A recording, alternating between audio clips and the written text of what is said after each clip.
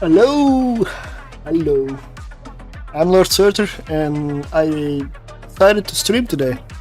I don't usually stream on Wednesdays anymore, but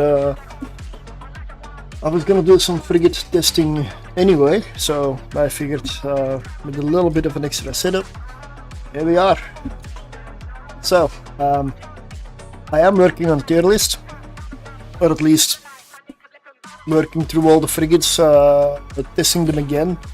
In some cases, going over them again, trying to get a fit for them again. And one of the frigates where I went over again, I'm gonna say that word again and again.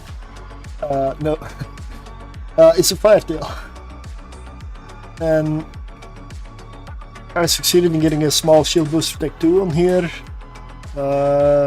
Probably 3 cap battery, a reasonable amount of DPS with these 2 counterbalanced and 1 gyro. I also succeeded in getting my effective hit points up a little bit. So, because before it was incredibly flimsy, still is, but it should be able to survive now. Because with Quake I get 170 DPS. More than enough and more than I need. And I'm doing this stream anyway, so I'm also, I didn't promote in the usual channels. I also usually forget. So I will see. Today is like a feeler. Yep, exit the simulation. And I'm gonna go for 2 runs. I've got plenty of ammunition. I'm close to Jita, so if this ship doesn't work, I can just go buy a new one. It's only a couple of jumps out. There's a benefit of low tier abyssals and cheap shit. If they gank me, I win. So, there's that. Because their value will be higher than mine, most likely. Very close at least. Plus it's perfectly possible that I will be getting rid of myself in there before I even come out. I might never exit. The Firetail, the old version that I was running, I could do tier 1 gammas with it, but there were really hard moments, and on occasion if you got like the wrong room you could lose one. So this one is tougher and a little more DPS, so I'm hoping this one doesn't really get that. So I should come out. That's the idea. Need to be in the fleet.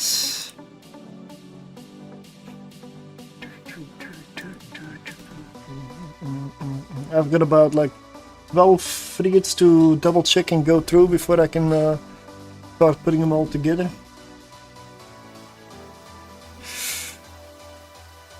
So, Firetail. I'm only doing the tier 1 frigates, tier 1 abyssal frigates for the moment, but I'll do some others as well. Angel room. Now for me that's not a problem because this is what I want. Perfect damage type. Double fury.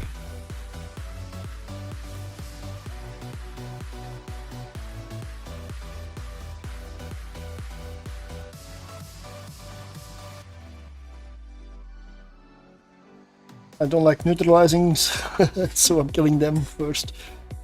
So with the howitzers I have 3,750 meters optimal and 17 kilometers fall off. So that is actually perfect. Tracking isn't that bad. I do have this tracking enhancer in my cargo in case I need to refit. I just bought it in Jita, so just checking there.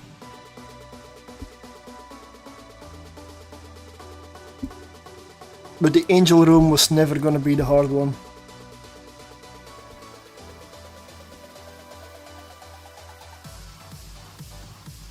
And for the drone battlecruisers, the Tesseras, which are usually minor problem. Well, this thing has artillery fitted. I have trimmer with me. I can kite. May take a little longer, but I can kite really easily.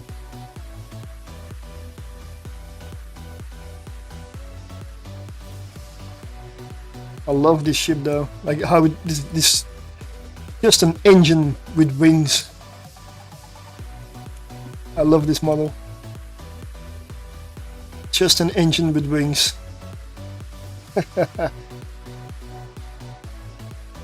Embodies the min-matter. Definitely.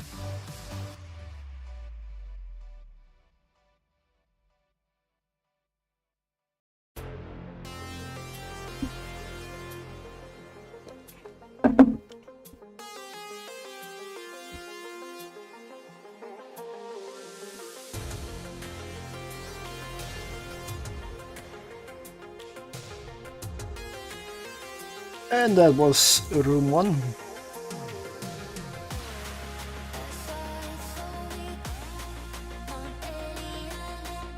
Good evening, Captain Rocky. Yeah, this is an unscheduled, I don't know, I just felt like streaming kind of day. I just decided to stream what I was gonna do off stream anyway, test more frigates, because I want to get through these. Another angel room. Okay, yeah, I'm trying to see whether this works. This is not gonna really do it for me.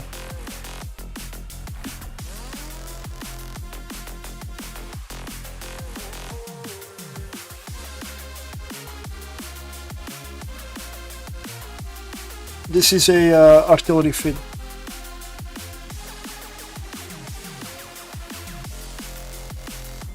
Without the cannon's range would just be too short, and you would die in the battle cruiser room.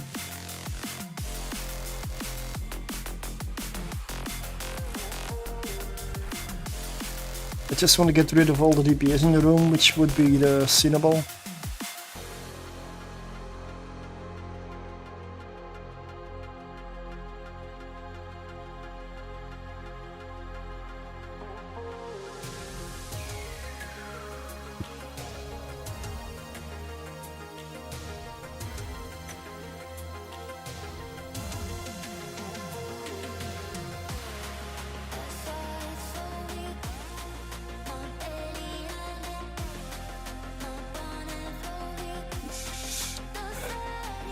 You know, I've actually been looking to buy, I guess, a Christmas sweater. even though I'm probably gonna make it a Yule sweater, because I don't really... I'm more of a pagan person than I am a Christian. I'm raised Christian, but I don't believe I ever was Christian. I'm not religious at all, to be honest. I'm an atheist. Yeah, the neutralizing is heavy here.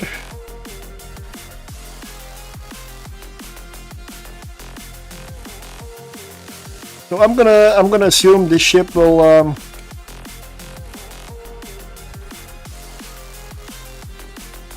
do I have to reload now and I don't have a drone to finish him off? Yeah. Yeah. And it was or afterburner or shield booster, so let's open fire again. Couple of shots, I'm in armor. It does not look that comfortable. But Cinnaball is a hard opponent, yeah.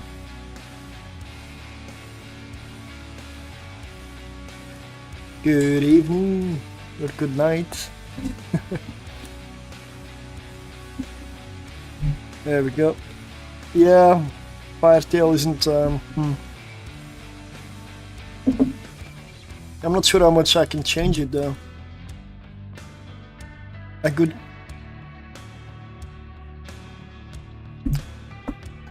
Goedenacht, goedenavond.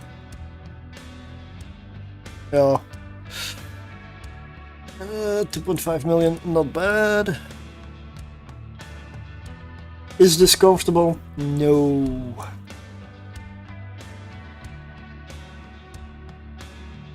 Do I want to make this comfortable? Yes, because I want an excuse to fly this ship. This ship is amazing. I mean, just the looks of this thing. I just love this hull. I'm kind of sad that it's, well, not good for this content. It is good for faction warfare, but yeah.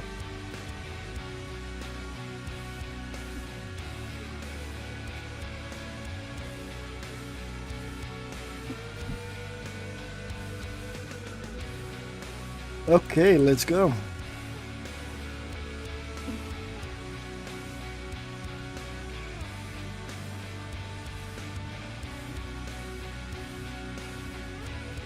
Seriously? Triple angel room? I can honestly say I've never had this happen to me. 3 angel rooms in a row. Man, if I was doing hogs at high tiers, I would be crying right now. If I was even still alive to see it.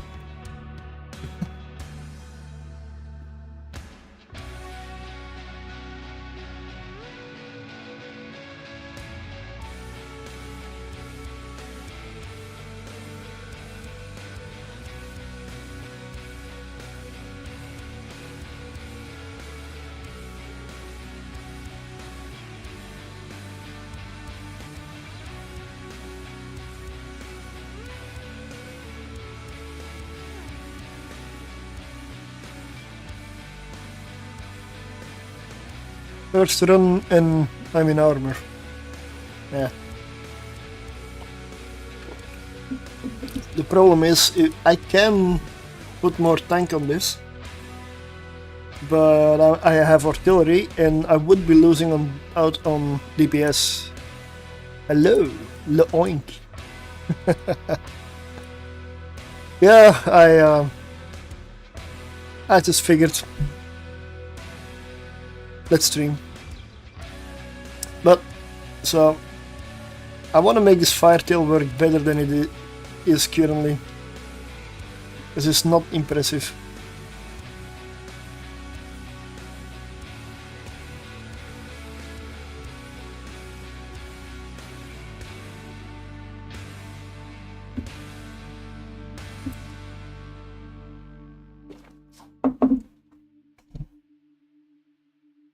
A triple angel room, I've never seen that before.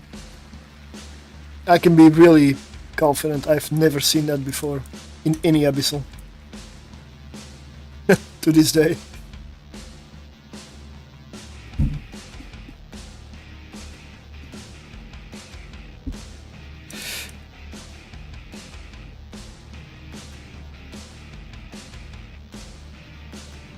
Firetail, yeah. I mean, gets a damage bonus, a tracking speed bonus, and a fall off bonus. So all about guns. This thing is all about guns.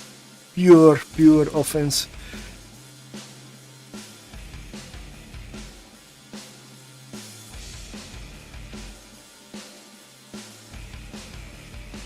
But it's not, I mean, as far as I know, it's not an armor tank. Not usually.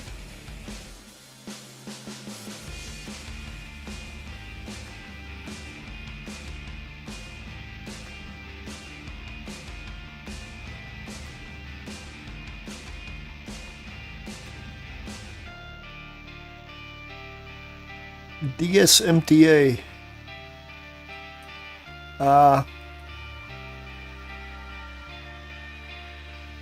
Oh, Santa has been nice in World of Warships. Really? I'm getting flags, green bonuses, and credits so far.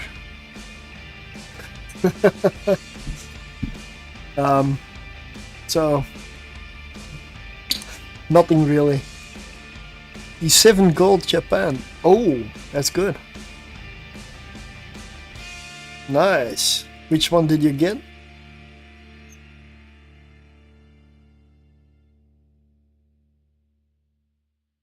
Let's repair.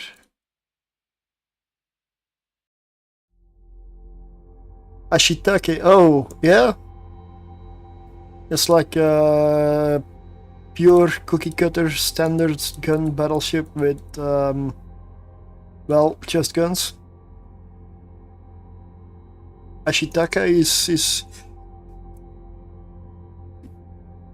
well, it's a gold ship, so it's a standard battleship.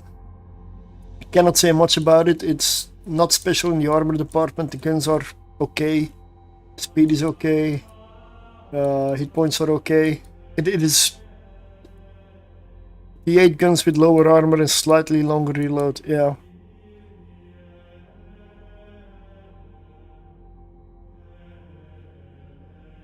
I have one as well. I have an Ashitaka. I played 2 battles with it, I believe. Honestly, I've never touched it since. Just, I don't find it remarkable at all. It's a standard battleship, but it is a premium, and if you don't have a lot of premiums, it does get a credit modifier. So, there is that one. Perfect. I'm gonna do one more try to see how this goes when I hopefully for once don't have angels. Yeah, with my hawks I would be I would have lost them like 3 angel rooms in a row. It's kind of brutal. Poor hawks.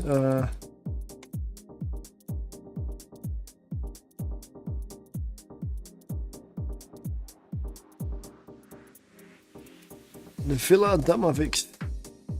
Should be an easy room.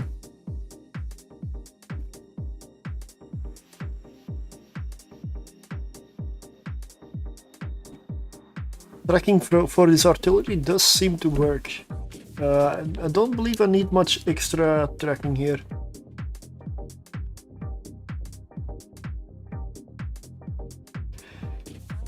And I have 170 DPS with artillery, so that's good.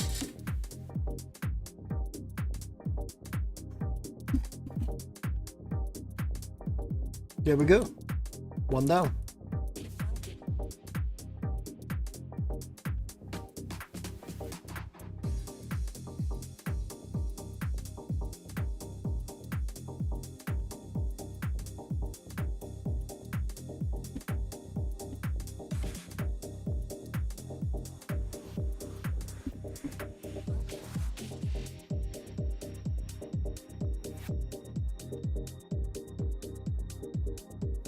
Oh, wait, what?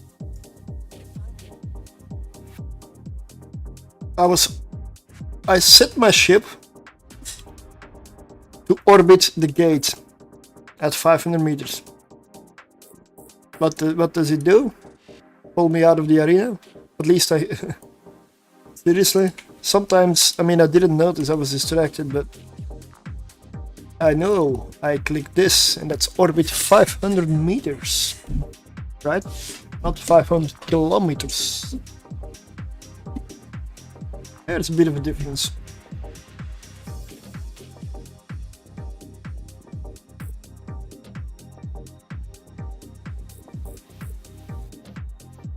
But maybe I killed the Damavik by pulling it outside of the arena. That's possible.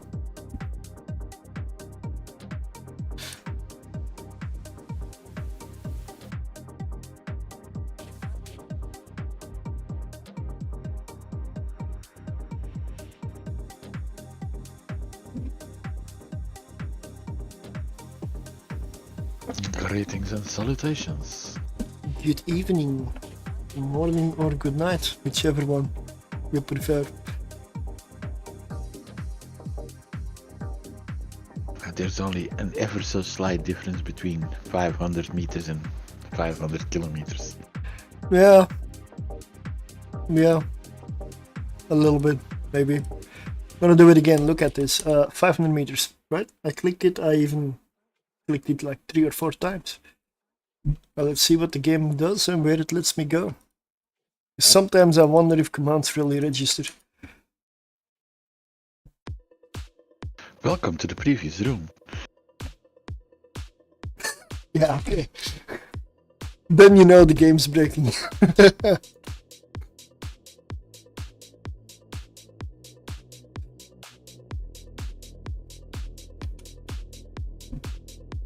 Tier 1s? Yes.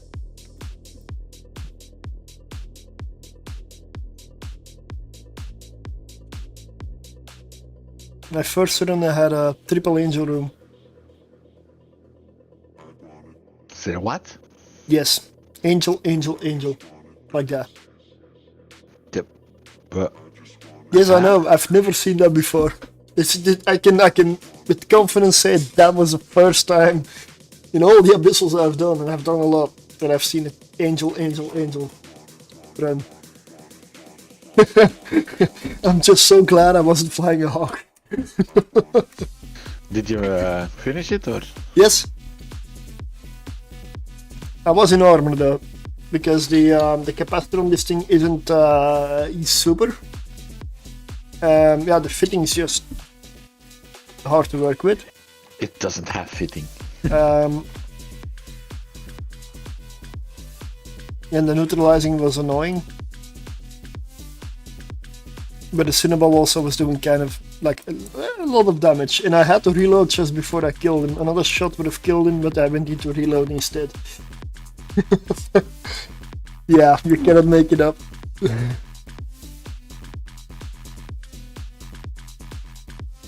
But I survived, so I could. I can put a damage control in it, but then I lose DPS. It makes it a lot tougher, but yeah, also your kill time will be a lot longer. So I'm not sure which is the best one. If I want to lean into the ship's bonuses, well, let me show. Then it's quite clear that I should just go remove all the tank. Tank? And just go. On that thing? Yeah, you tank, need. Question mark? You need to, or you are dead in here. Oh yeah, definitely. But the creators of that thing had no notion of tank ever in mind, I think. I also believe they didn't think about abyssals and balancing it for it. Because this thing really... Pacify Skybreaker. Ooh.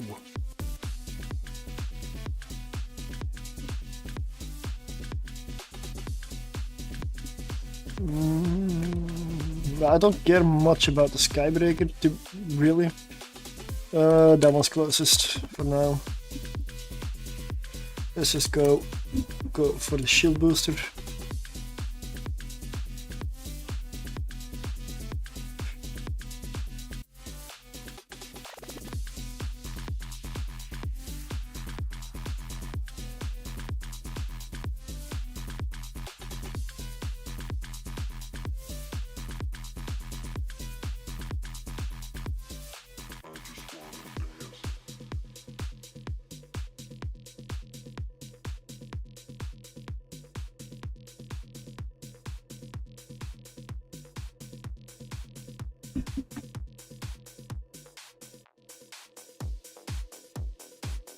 I'm not sure if I should go for the slightly tougher version, but barely enough DPS to break anything, to break some of the rooms.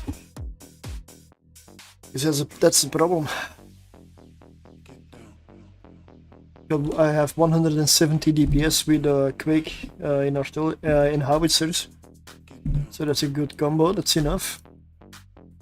But if I go autocannons, I will die to the battlecruisers, the drone battlecruisers.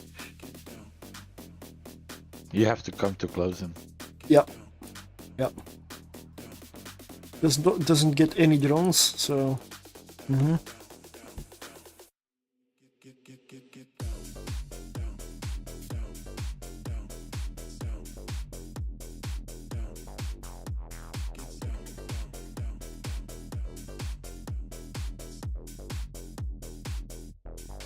It is artillery, so the reload is slow. The cycle time is slow, but the alpha is nice. True that.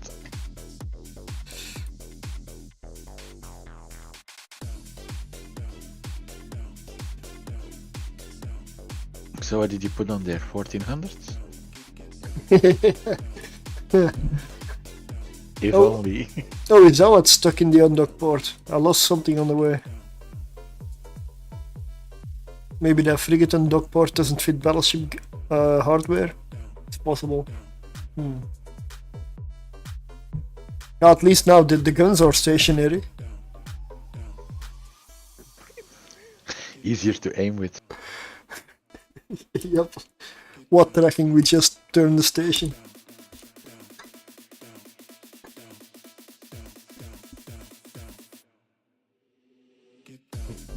Who needs a turret? We just moved the station, just like the Germans did with the Sturmgeschütz 3.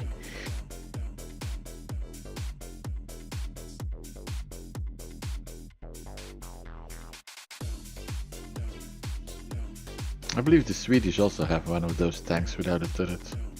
Yep. Yep. It's actually funny to see. But it works, huh? It's...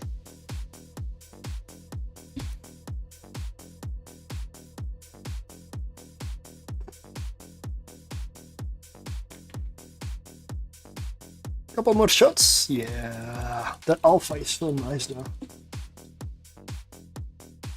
Even with small guns.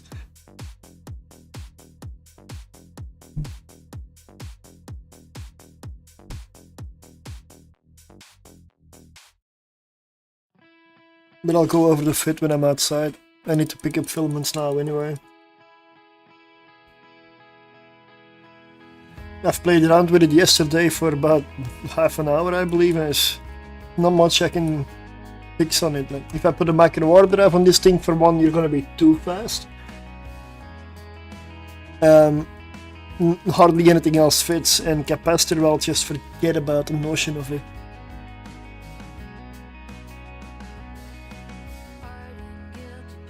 So this is the second version. I have a first version, but that one is even squishier, and it has died in the past a couple of times. Because it also had a rapid light missile launcher, which I had to remove for fitting. So I'm using a processor overclocking unit 2, or I would not be able to fit much at all.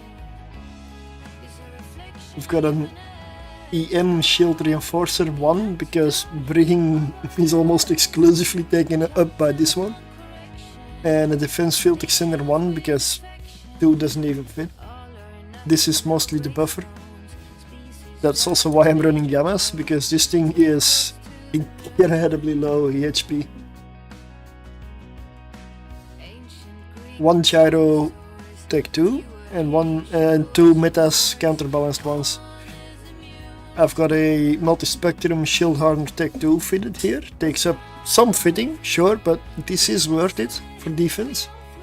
Republic Fleet small cap battery, a compact afterburner fitting, and I succeeded in getting a small shield booster tech 2 on here, which is also really good as a shield booster. And there's not much more I can do. I can make this fit a bit, like I could go for the compact, and then if I remove a gyro, I could put a damage control on, and this goes up to like 5k. But I lose, what was it, 15 to 20 DPS almost. Would it be possible to run an auxiliary shield booster? Yes. The problem with that I see is it works with charges. And if you run out at the wrong time? Yeah, I'm not... For PvE content, I am not fond of ancillaries. PvP, hell, I mean, they're amazing. But PvE content, I am skeptical about them. Like, unless you can dual run them. Yeah, what are you gonna give up your resists then? Yeah, no, not on this ship, definitely not. No, I'm looking at this ship, so it needs... No, you're right. Yeah, I don't see. Like the first version was this one. That was the first version. Yeah, I knew it was gonna clip again. Like this. We've got the same howitzer artilleries, but also the light missile launcher. I had to compromise for a lower fitting on the shield booster, compact afterburner, also compact battery, and a shield amplifier here, which is much worse than the adaptive, because this thing has terrible resistance. And then 3 counterbalanced gyros, because of, well, the light missile launcher takes up so much that it just, everything else needs to step down a little bit. 2 extenders, again no resist here. And I mean, this one that I have now is 3722. What? How's this is 4000? Oh yeah. Double extenders. Something is weird here. Previous one maybe wasn't simulated.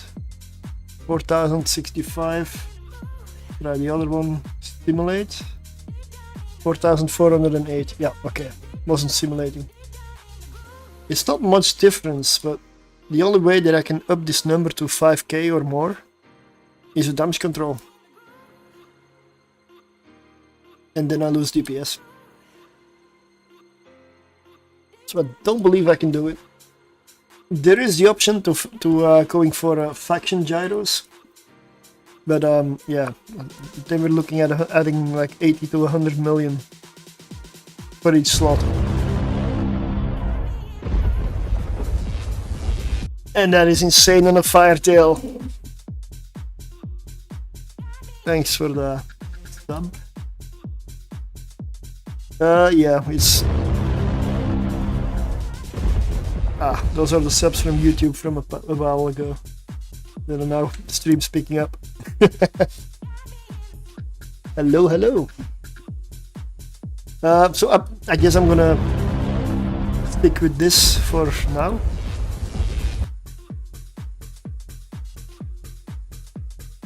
And see if I can make it work without dipping too deep into armor every time, right? It does work. I do believe this works. This ship. It's just not gonna be, well, given that I'm trying to work on a tier list, it's not gonna be top tier or second tier. It has top tier looks. Yeah, but that would be another tier list. I've never actually done anything like where you rank like the looks of ships, because that's entirely subjective, like really. Yeah, of course, but you can give your own personal tier list and then ask people what they would put on 1, 2, 3. Yeah, I know. And then make a viewer tier list. Yeah, that is an option. Yeah. But at that point, I mean, you can understand that not everything I want to do is like make tier lists like a bloody madman. Like, I mean, I could at this point with all the ships and everything that I could, but like maybe you should make a spreadsheet of it. A spreadsheet, eh? The interactive screensaver spreadsheet 3000. I don't have spreadsheets. What are you talking about?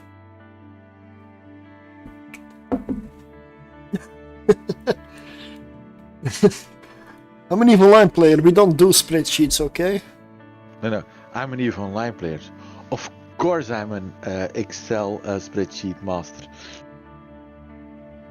Yeah, the only reason that I would have Excel, is because decided to move to Twitch from YouTube. Well, yeah. I'm usually streaming on Kick, YouTube, and Twitch. Fairly easy to multi-stream these days, so it's nice, honestly. So, Kick, YouTube, say Twitch?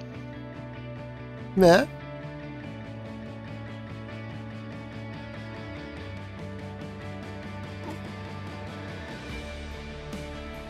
I don't know what a spreadsheet is.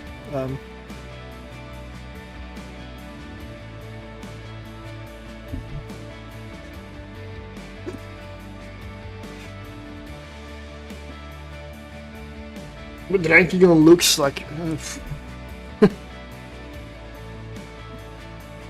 there would be a lot of min-matter ships in the high tier for me. The Varger. Especially the ones with the top wingy bit. Yeah, the Varger, Tempest Fleet. Let's start with those. It has a name, you know. Then we go with the Typhoon, the Maelstrom, the Sleipnir, Hurricane Fleet. Same health, so it should technically should rank those together, really, right? Or no, Yeah. maybe it's Jaguar. yes, I've tried Retribution. Retribution is what I would probably say tier-wise S tier or super, absolute fantastic. Cannot go wrong. Well, unless you fly out of the arena or go AFK. Then you can always go wrong, but Hold my beer. yeah. Oh, I didn't bring ammo. Well, do you need to have tank fitted? Yeah, no. Well, Retribution is one of the fastest for tier 1 to just blitz them, like just kill everything in, I was gonna say seconds, but let's say a couple of minutes.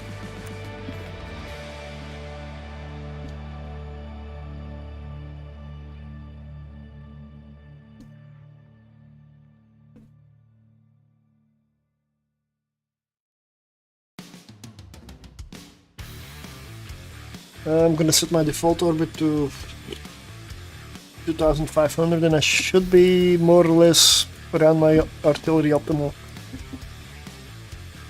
Now let's reload.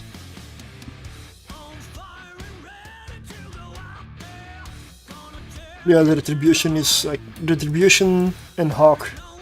I consider two of the best frigates. The Nurgle is nice, but it does have limitations in terms of well, range.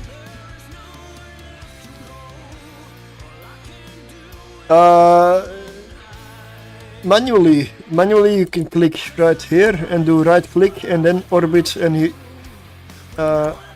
have these different ones here, and if you on your targeting, which is obscured by whatever that is, that you have the third icon under your targeting stuff that says orbit. Yeah, I saw the edge of the arena approach. And if you right click there, you get a menu set default orbit distance. And if you click on that one, you get this window. And here you just type in the amount. It's in meters though, so but it says here, so. And then whenever you click on that standard orbit icon, like here, you start orbiting at whatever value you entered.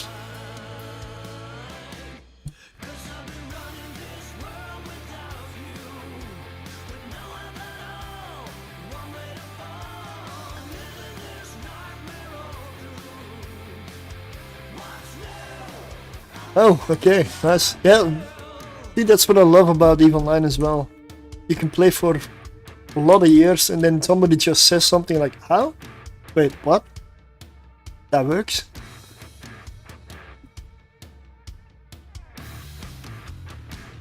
I mean, there's still, I'm sure, keybinds and tricks that I don't know.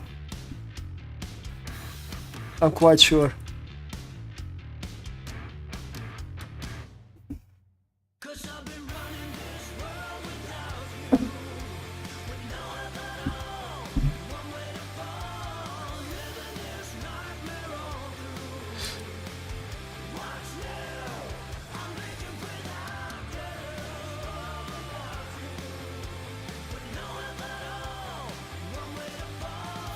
This room is fine, right?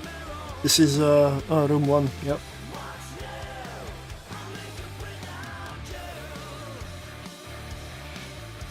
But in terms of looks, I do like the. I mean, in terms of looks, let's say Marauders, then I don't know. Vargur is Vargur. Vargur, Golem. Yeah, Golem is also looks really good. Aldi definitely third. Yeah. Then the trick ship, the Babaroga, and then the Kronos for me. I already forgot the name of the last one. The Kronos, the Galente one. Yeah. Yeah, I don't hate it. I don't dislike it, but I don't like it. It's most Galente ships for me are. There are a few that look decent, but I'm not a big fan of Galente ships in hulls in general. One that looks cool.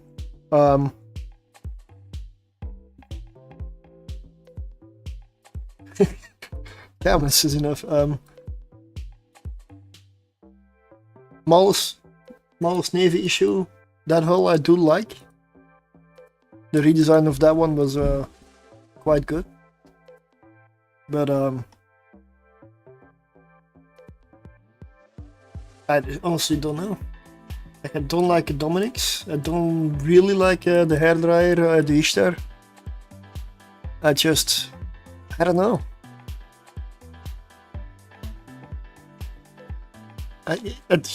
The Incursion system model is not bad.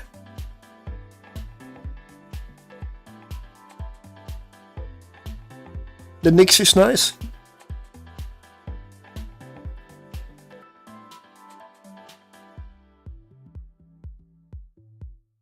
Oh yeah, and the redesign of the Thorax hull with the Phobos and everything, that's really nice as well. That is really good redesign in my eyes. The rest I cannot really say.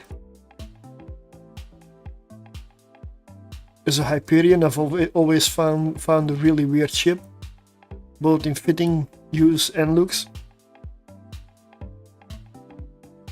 I don't know.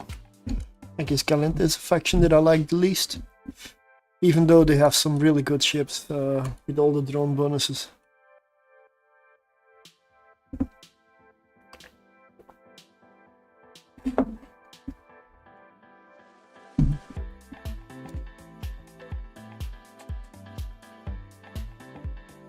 Ah, I'm not a partner, mate. That doesn't work here. Sorry. For the rehab thing, you need to be somebody that's an Evoline partner.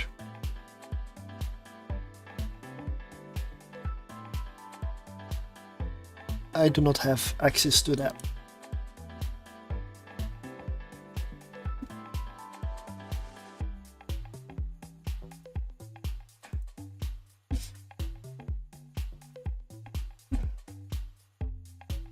Let's slow down, maybe it catches up and gets hit in the process.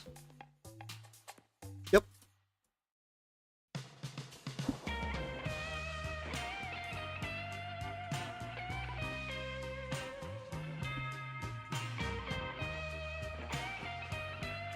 I'm always confused. I always go for a Firefly when I look at the ship.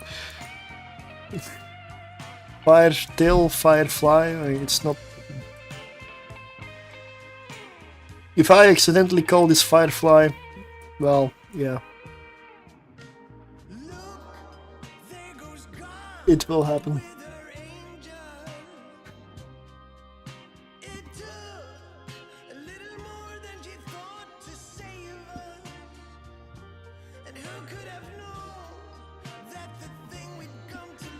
This is not cat stable? Oh, it is. But not that much. So you are vulnerable to neutralizing. If the room drags on.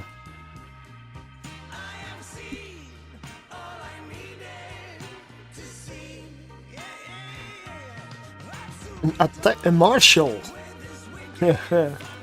Okay, okay.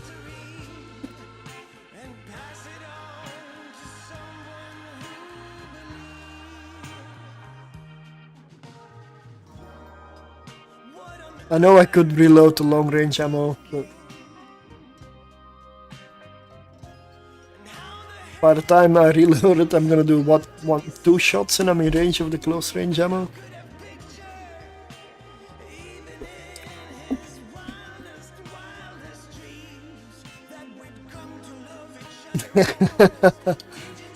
Well, if this is a lucky hat, then it has failed me many times. But not today. Yeah, the Marshal is easy to counter, really. It's just keep your speed up and your signature low. And the Marshal room is easy, depending on which one it is. If it's a drainer, that could potentially be a problem. But even then, my signature is tiny.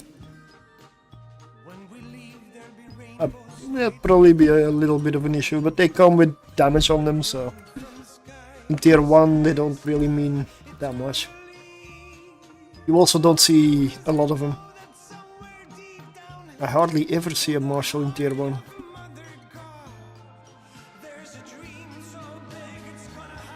But good evening. Maybe.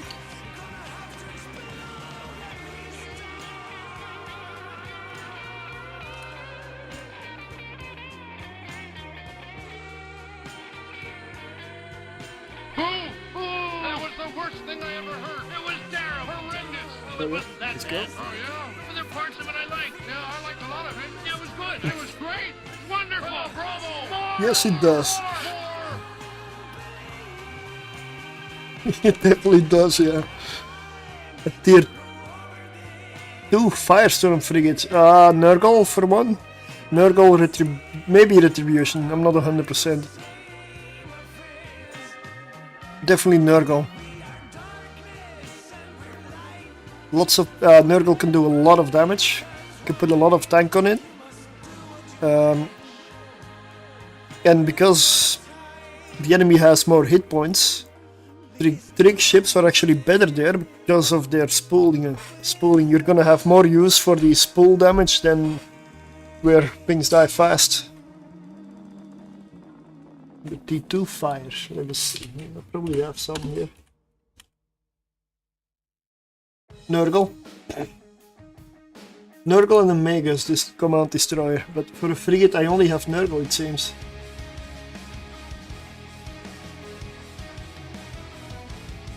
I believe tier 2 electrical was the... yeah, that's the Retribution. So Nurgle.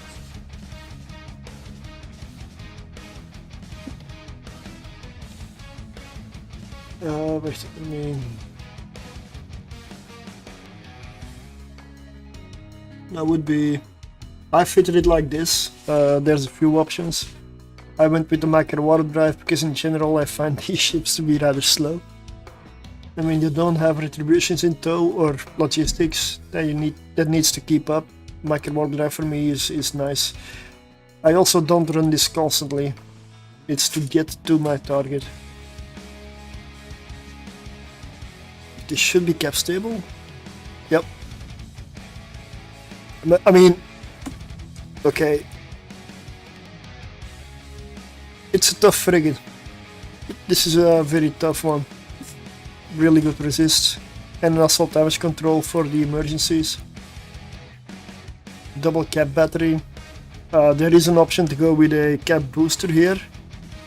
But then you need to carry charges, and this cap battery has the benefit of giving me even more capacitor. And the neutralizing resistance is shouldn't be overlooked. One of the most important stats of these things.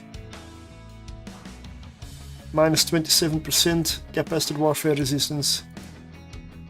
Oh yeah, one of the staples for tier 6 Firestorm is Nurgle, Deacon and Retribution, yeah. They're at that point they're quite pricey. I haven't done that yet. Maybe someday.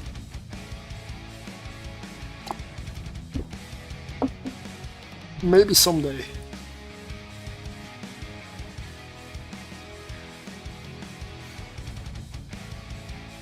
But I'm gonna test more Firetail.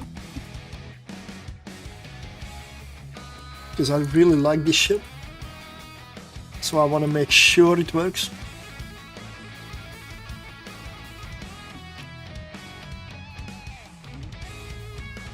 Get him this.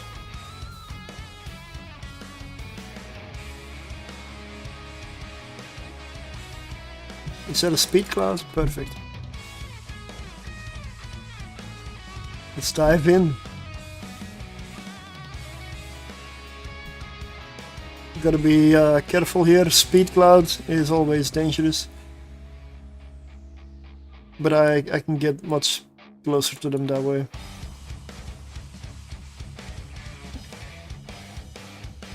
Not a speed cloud? Really? Oh, okay. Really looked like a speed cloud to me.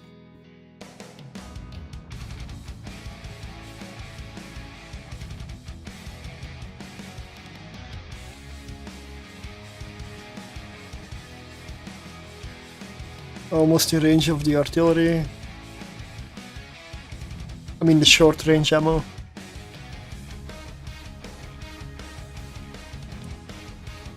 Another benefit is you don't need to bring a lot of ammunition with this ship. You have 2 guns and you're firing artillery shells.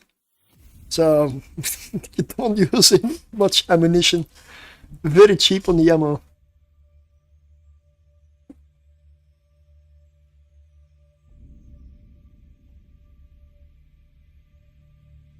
But Firestorm, I'm still looking for a consistent Firestorm tier 6 cruiser. Other than, and I'm not even sure how consistent that 10 to 15 billion all-weather Cerberus is. I'm not gonna get it, it's too much. That's beyond the price I'm willing to pay. But I haven't found anything else. I've done it in Agila before. But I've run close to the timer quite often, so that's not something comfortable.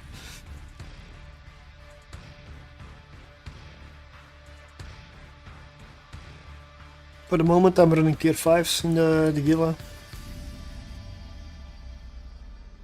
That does feel good.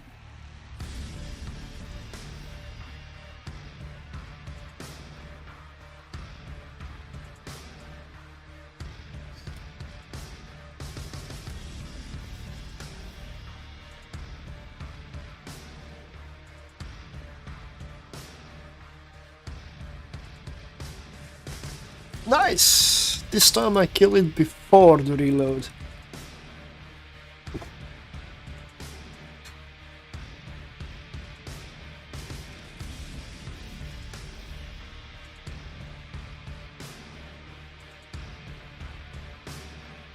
What do you get if you find an engine on the local scrapyard and you just slap some solar panels onto it?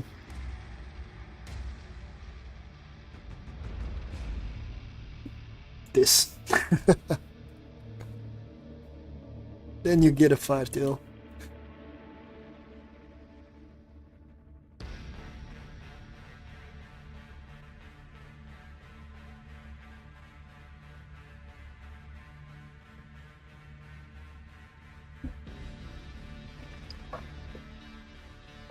I would like to get a drone battlecruiser room and a sunshine room.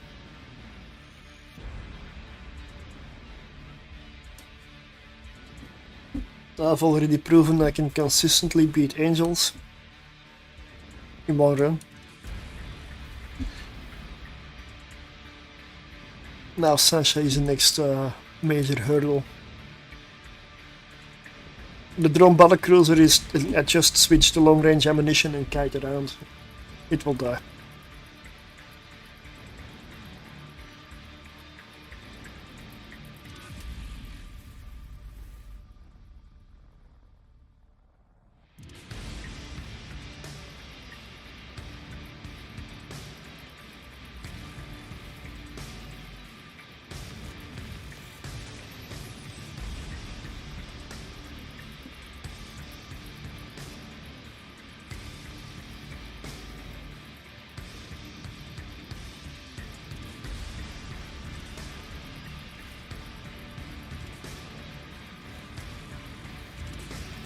I'll talk blue. I take blueprints any day. For a firestorm? Yeah, sure.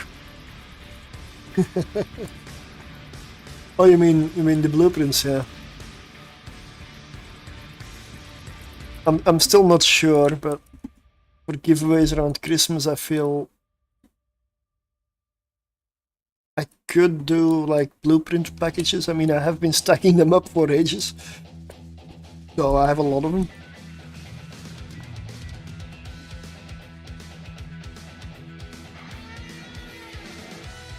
Just like I don't know, try to make a package with a couple of each trick ship and every module.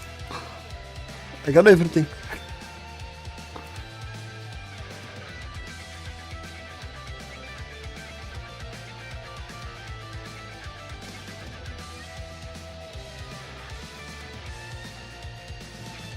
I used to make contracts and sell them in Jita, but at some point it was taking too long to just make all the contracts. But then I figured I'll do it later, and I dropped them in a container. Now there's 5 containers.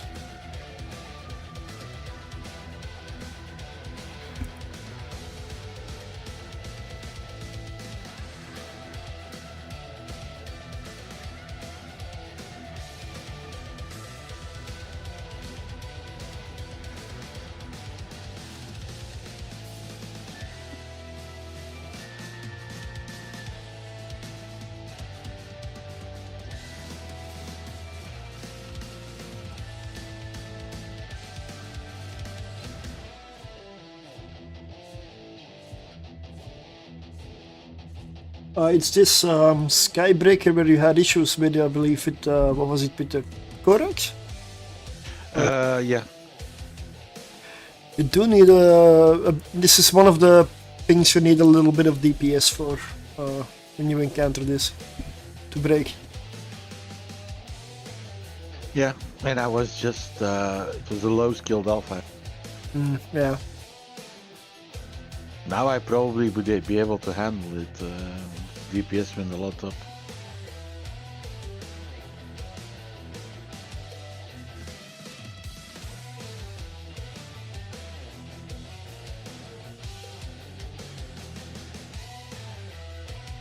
I also gotta do the Comet, so the Fed Navy Comet.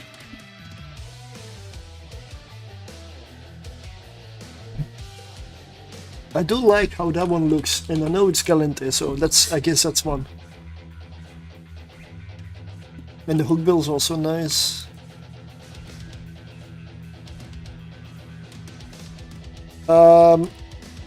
Effective DPS maybe, but because the DPS you see in your fitting screen is not the DPS you'll be doing. It's the DPS that you will be doing if everything lines up to perfection. You never really reach that potential. And I forgot again, I need to reinstall that PELD DPS parsing tool for Evenline. But I've been trying to reduce some bloat on OBS. I had too many sources.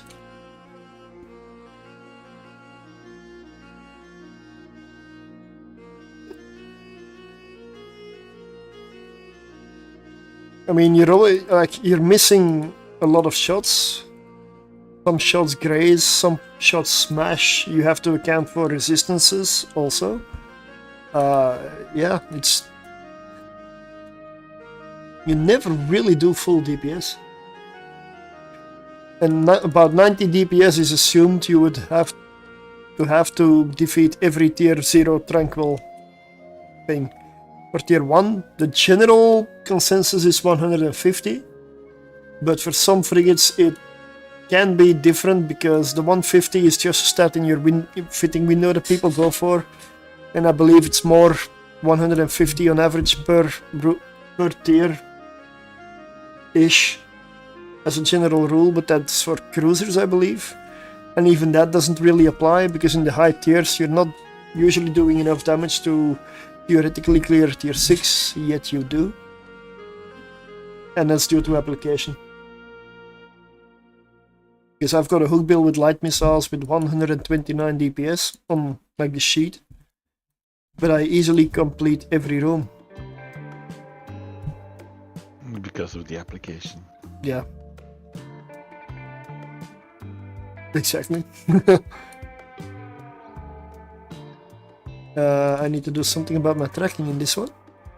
Let's just turn off the afterburner and fly straight. And then we hit. When you have artillery or guns, orbiting with your prop mod on is not always the best way. If you find you cannot track it properly, just turn it off and fly straight. Let the NPCs do the orbiting. Or the following you. Yeah. Which lines them perfectly up for your guns.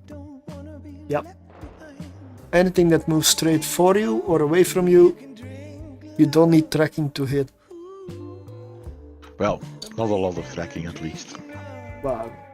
Just need to aim your ship away or for them and that's it. Because with like when I do a dark one with a Cinnaball, I do strafing runs. It's a fun tactic, really. You really do strafing runs, like back and forth. Because when you're going away from them, they follow you. Or they try to orbit, but they cannot quite orbit you, so they end up orbiting closer to just following you, which means you need less tracking. The reason I do strafing runs is because you are still in an arena, in a dark.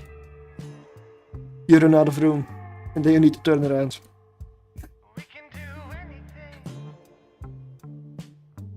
And that makes it strafing.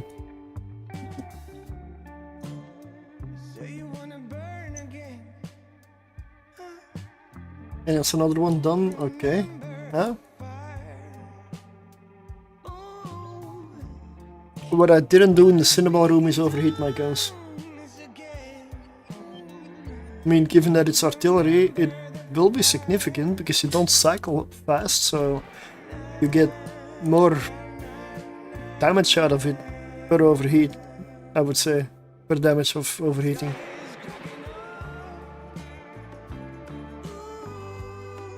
So artillery might be really good to overheat with. If you do it with autocannons, it just burn out. I mean, faster. I want to make sure, because this is a revised bit, like a third pass on this thing already. I'm gonna do one more to make sure it is okay. This one I will definitely be flying off stream more.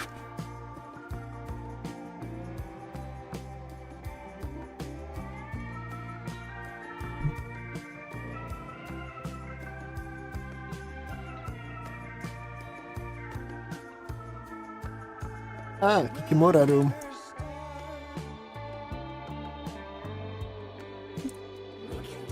So here, in general, what do people kill first? Kiki or the Damavik?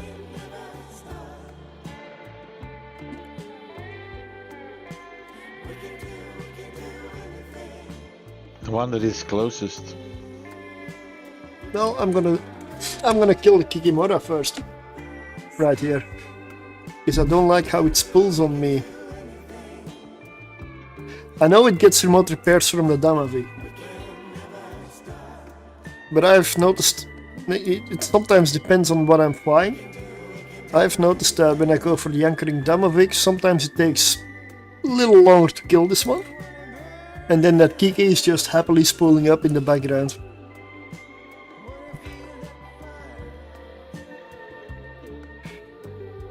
But yeah. I'm dead. I am absolutely dead here. I'm gonna load trimmer.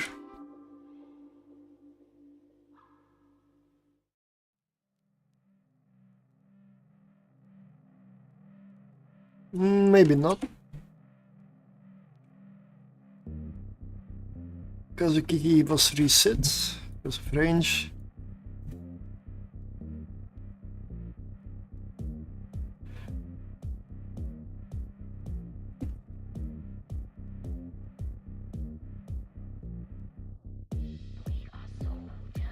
The problem is the edge of the arena here.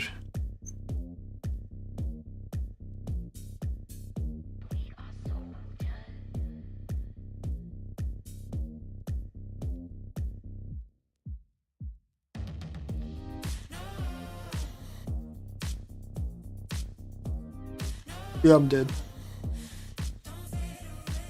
So I guess it isn't really that great yet, this thing.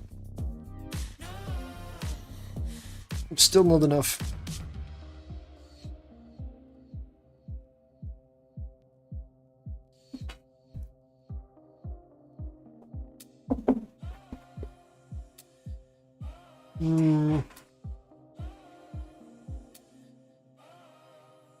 The problem is, if I go for the version with the damage control and I lose a little bit of DPS, that room will take me a lot longer to complete.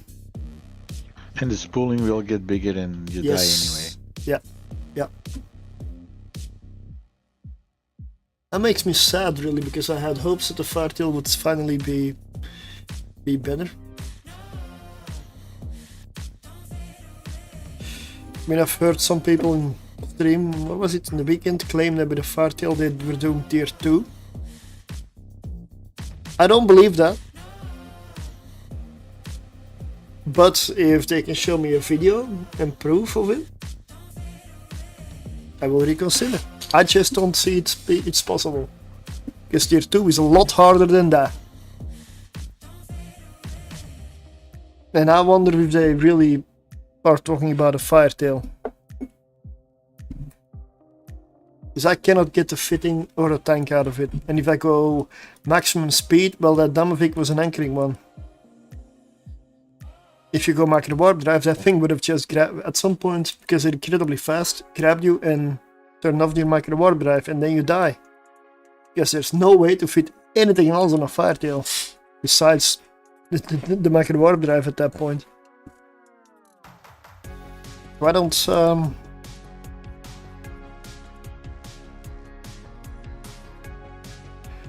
I don't know about a Firetail.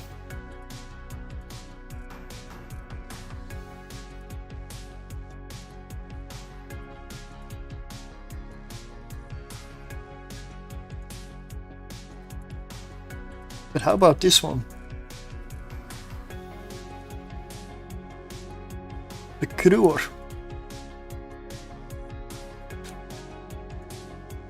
Yeah, I'm gonna go through the rest of the frigates. The other ones are these ones I still need to go through, so that's gonna be a Dremiel, Fed Navy, Comet.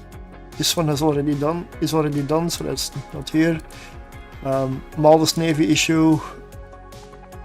Yep, the Merlin still as well, although that was tier 0 I believe. Merlin tier 1, no. In the worm. Definitely want to go through a worm, tier 1. And also tier 2.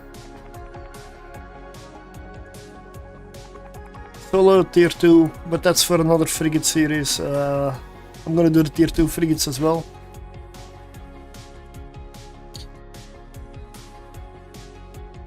But that's different, that's separate, because there's not that many of those. For solo at least. Electrical.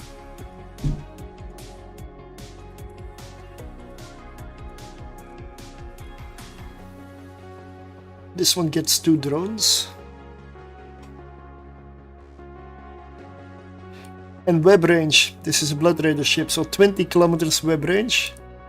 And the NOS is, well, it's a Blood Raider ship. I can always suck some capacitor out of them, even if they don't have any.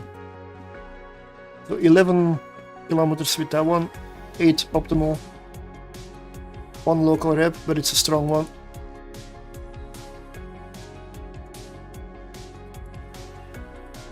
So yeah, the lucky hat didn't save the Firetail. Yeah. But if there's a better way to do it, I mean, I should be able to defeat the Kikimora room.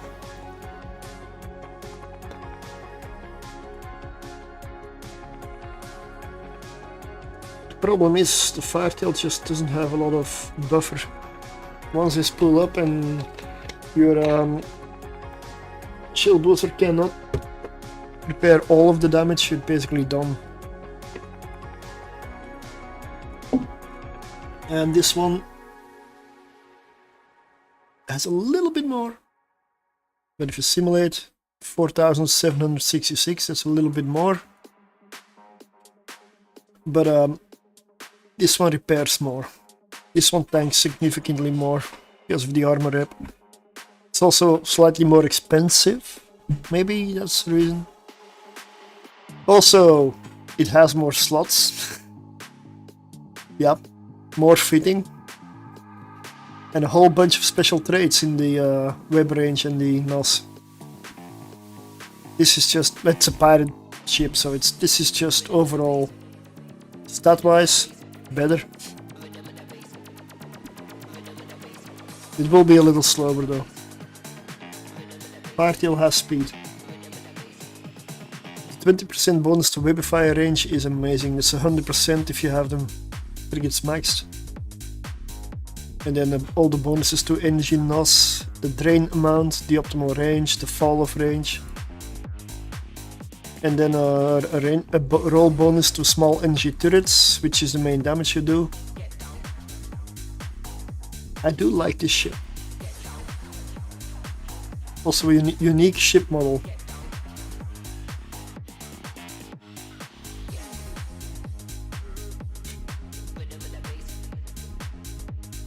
So let's give this one a shot.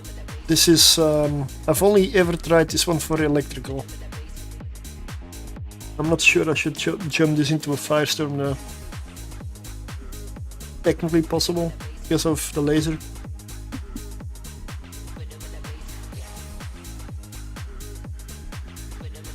DPS 297, definitely high DPS here. Oh, look at speed. What the? Is that a speed cloud? Yep. That was over 10k per second. That was for sure a speed cloud.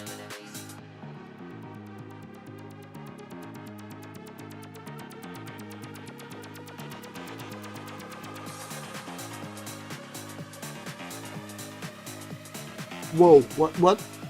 Standard max velocity with the macro warp drive, 3102 meters per second.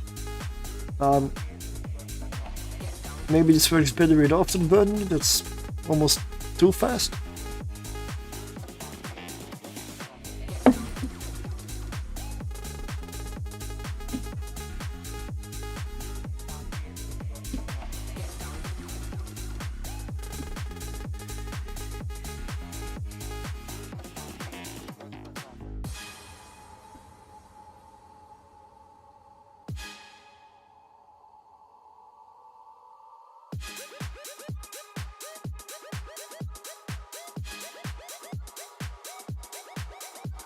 This room is easy.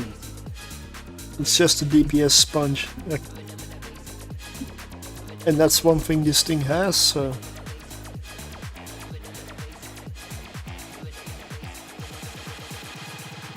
Yeah, Firestorm might work, but that will probably depend on the resist.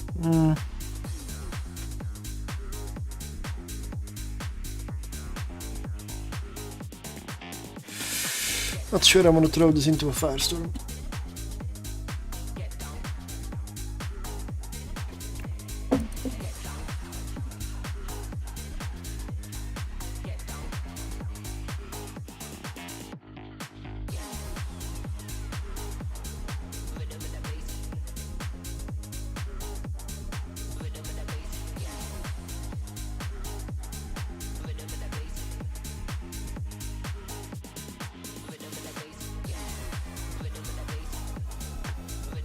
My capacitor is almost full, and it is actually full. It's just because of the NOS, the double NOS, and electrical.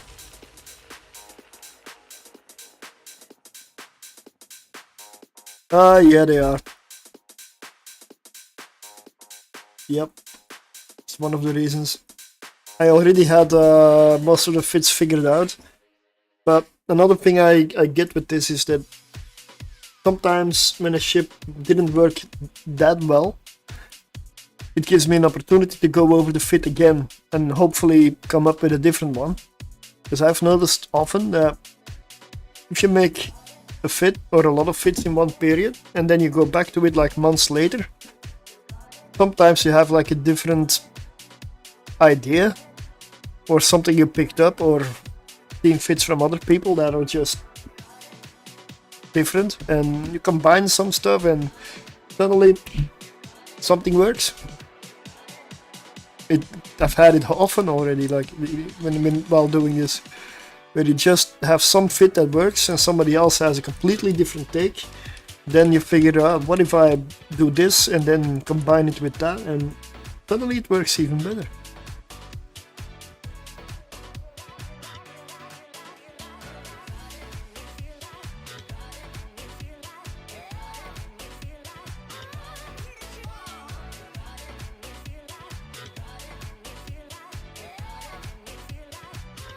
Yeah, but Firetail you do gammas. I was doing gammas. That was a gamma. I didn't do a Firestorm. I would not ever throw a Firetail into a Firestorm. No, that's no. I would say I wanna live, but I died anyway.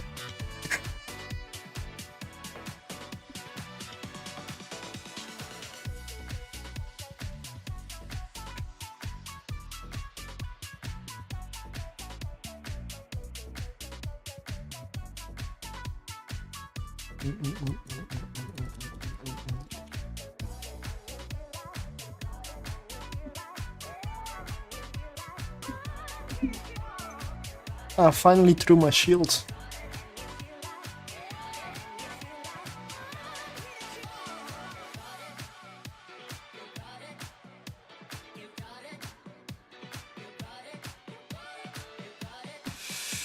It's the micro warp drive. I'm flying too fast.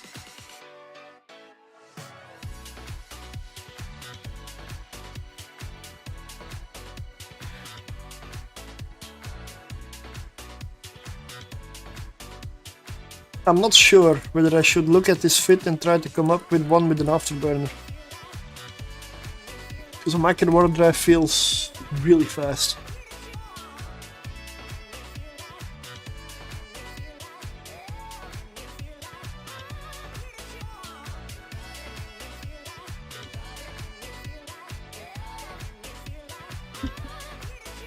Oh, nope, wrong target.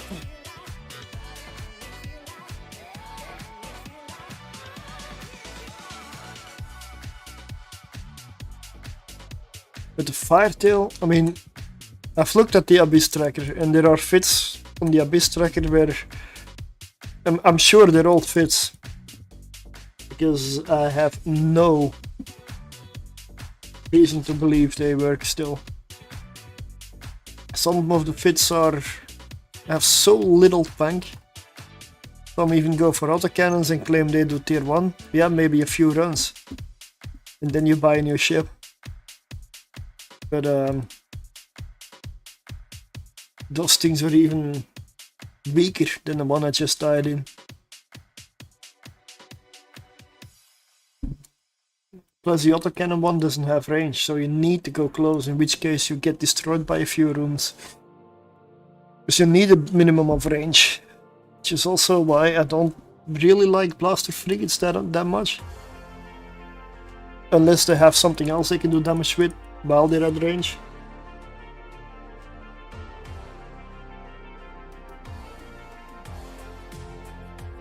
Because I try to avoid having like that one room where you just die. I don't like those things. In my eyes that means the fit doesn't really work. And I know Hawks are on the edge of mid-angels, but yeah, you do survive angel rooms as well. It's just that quite often, I mean, it is an extremely hard room for a Hawk.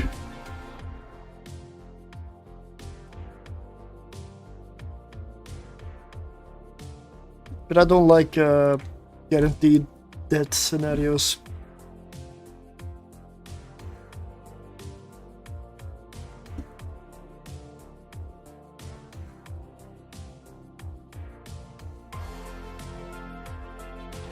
Yeah, micro warp needs to be off, or I don't have any tracking here. There we go.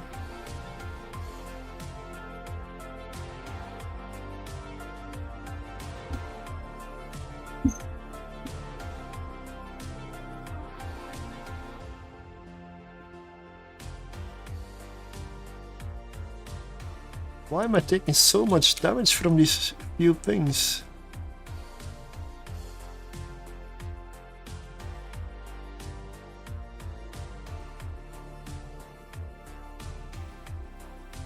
There were like 3 alive, and I was still, my armor repairer was still not repairing it. And it's a dead space one, it's a quarterly A type, so I'm not, that was strange.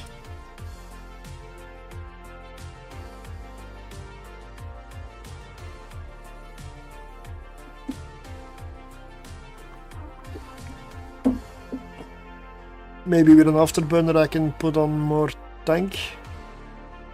I don't know.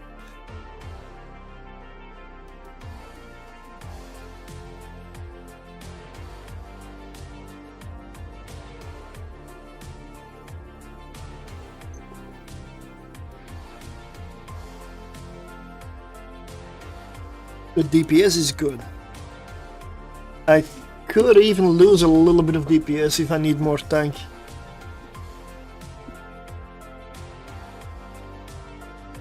I'm gonna take a look in Pi-Fi at this this ship. I wanna know whether I can improve it.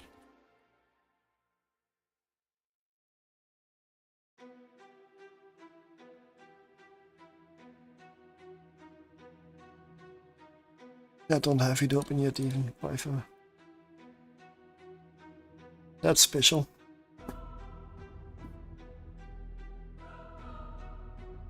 Yeah, we're EVE Online players, we don't do spreadsheets.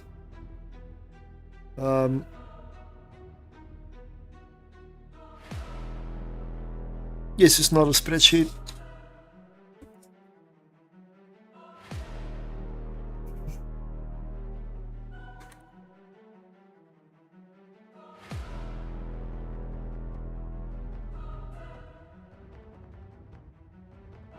Okay. First thing I'm gonna do, get rid of the micro warp drive. Let me see, 1 Let's start with Tech 2 afterburner. I've got 6 CPU left and 9 power grid. That is enough for another repairer. And with these things I can make myself cap stable. But if I lose 1 heatsink, let me just see. If I lose 1 heatsink, I lose a fair bit of DPS, but I gain a lot of tank.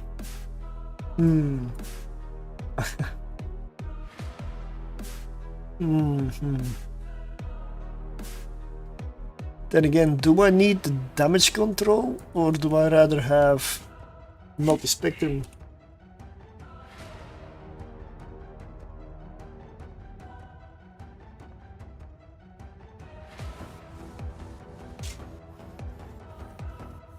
So let's see, 2k armor effective, 2.24, see, that's better. And I open up more CPU with this. Now where can I put that CPU? Can I oh, I can remove the rig. A reactive armor is nice, but you need to reset it between the rooms. It could work better, yeah.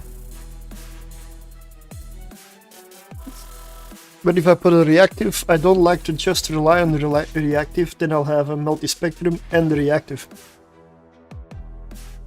I will never just have a reactive. Um,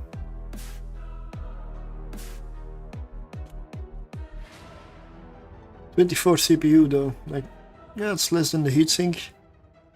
Okay, looks like I do need the CPU ray.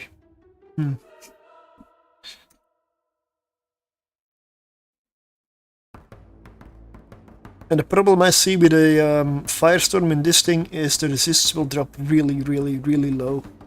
And I would have to change up the resistance profile a bit. Or fit reactive and then lose the DPS.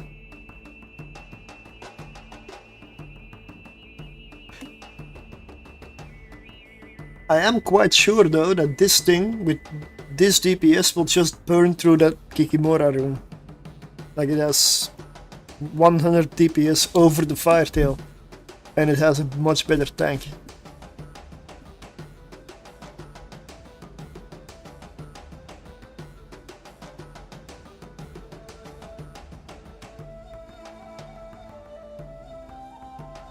I just don't like mods that give me power grid or CPU if I can put something else there.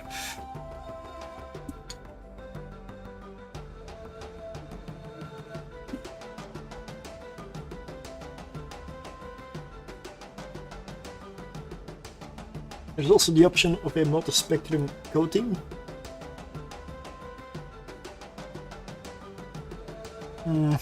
So this one gives all resists, but it gives a lower amount on the membrane. But it comes at the benefit of not using any CPU.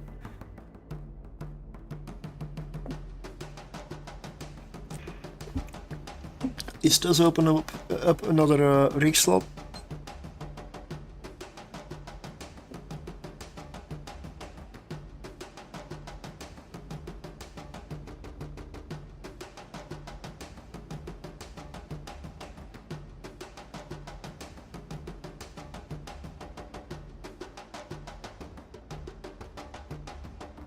That gets me more repair.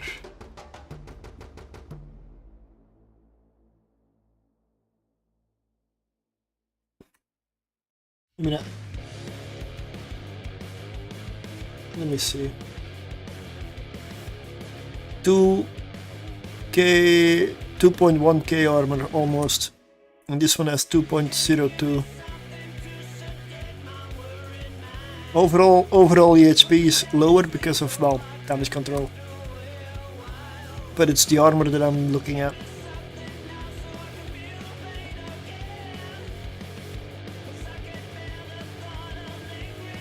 Oh yeah, well, 58 EHP per second repair. The other version 72.4. So it repairs more and it has more effective armor hit points. I will no longer be able to fit a micro warp drive on it though, but do I need the micro warp drive? I'm flying 1141 meters per second. I don't think I need the micro warp drive. And I've got lots of CPU and power grid left. So upgrade the web. The MWD and the Abyss, I'm not that fond of it. Most of the stuff that I run is Afterburner.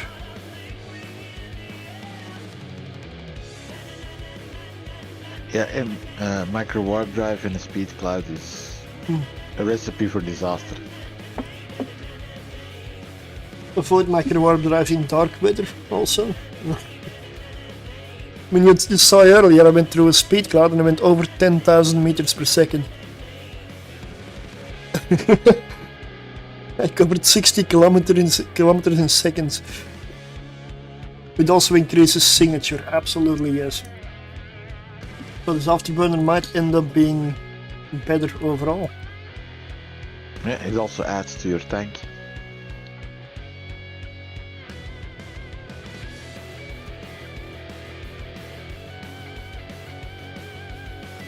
I'm gonna try multi-spectrum.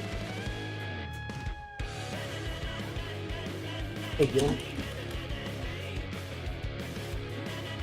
So I need 36 CPU. Yeah, I don't have that. Shadow Serpentis needs 20. I don't have that, but I could get it. But how expensive is this?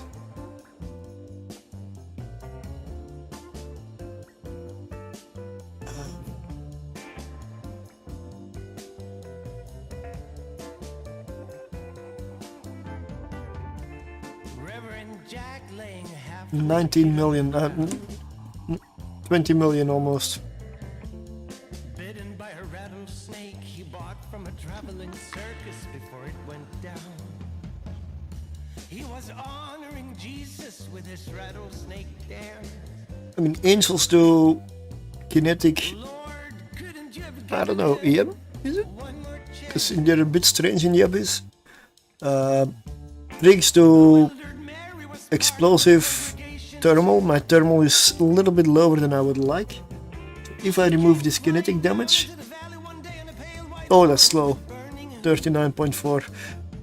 Kinetic, I believe Marshals and mostly Ingame does kinetic. so soon. And then you have all the drone stuff, everything that's named Strike. Our message while we're pushing So you do need this. That thermal hole I don't like. while we're pushing through.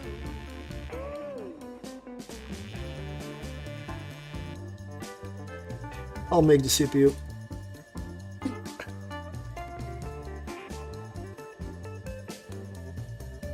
You can always go for a compact afterburner. One late November night there was a knock upon the church house door. Standing in the ash Still 10 over. was a figure It's a little in black much none of then. them I'd seen before. Oh, is that you, Gabriel? Reverend Jack said. Would you 91% cap stable with these things. Nah, my name is actually Satan, figure said. My Um, business been going down for a while. So the three of them sat down in the dim, sharing a bottle of warm Yeah, I'm gonna go back to the old one with the coating. eyes on Mary caressing like soft Japanese vintage silk. I'm gonna go for the coating. I came here to end you, Satan said, and laughed in a peculiar way. But thing is, after having seen your game, I really don't know what to say. Don't know what to say. Let's put some nanite in there. Don't know what to. Nope. Don't know what to say. You've been running my show Okay, way more let's than I give it ever another did. name. I don't know how you do it, but you I'll have name to it bring AB. it up.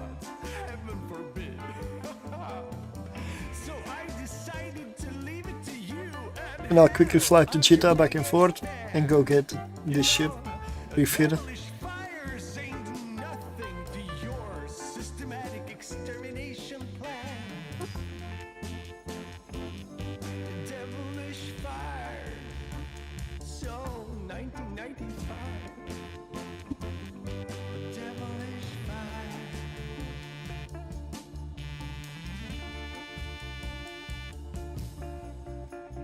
And then we're gonna try the afterburner version. The ground, snake bitten and cold.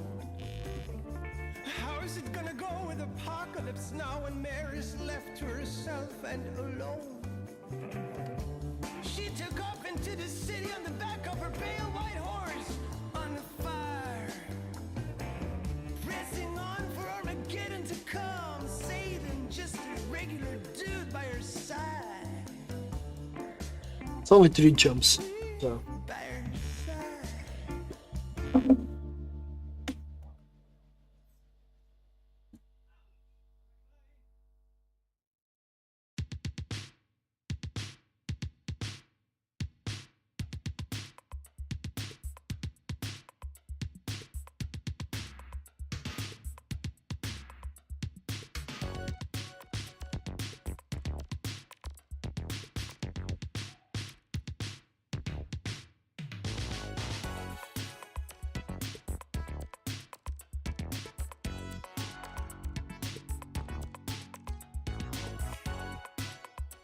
Unclaimed rewards.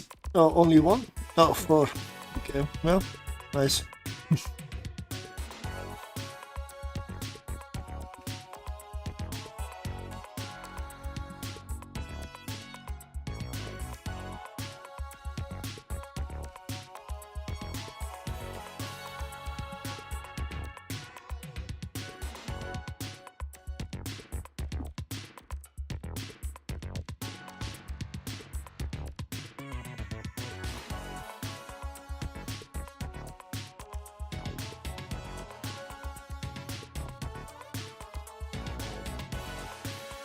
Oh, that was a bad run, that last one. Only at less than 4 million.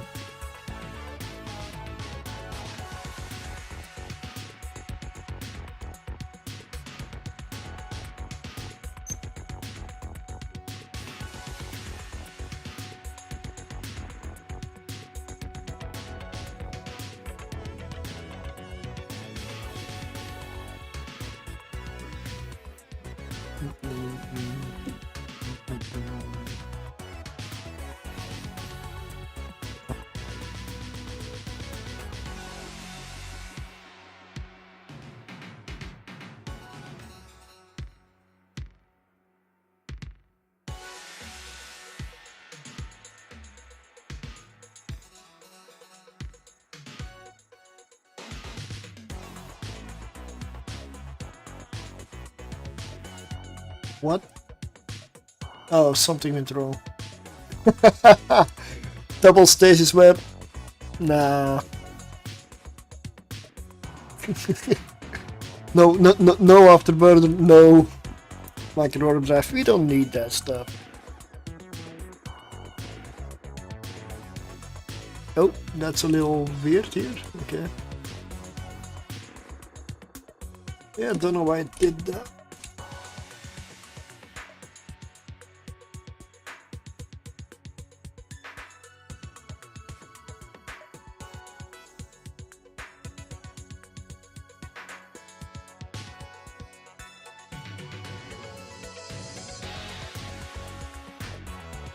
This one should be the one. There we go. Yeah.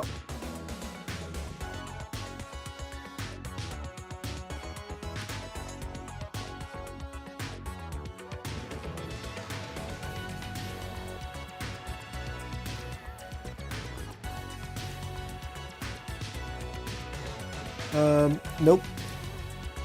There was a baby fire tech too.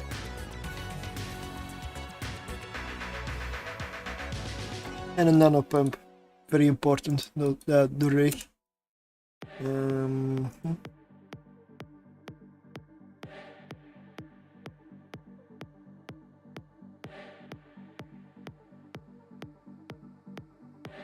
gonna take the damage control with me.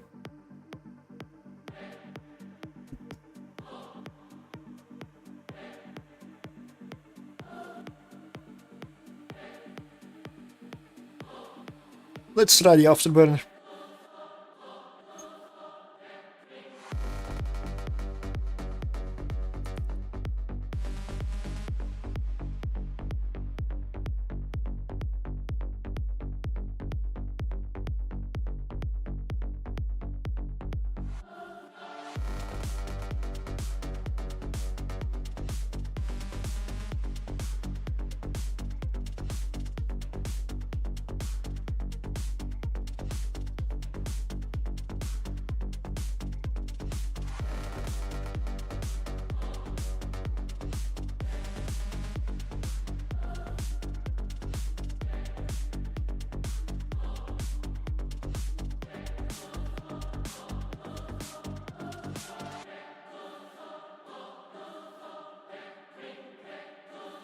Yeah,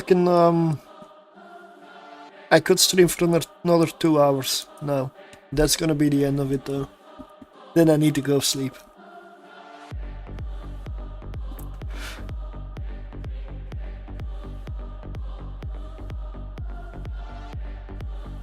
And I was considering ordering a Christmas sweater.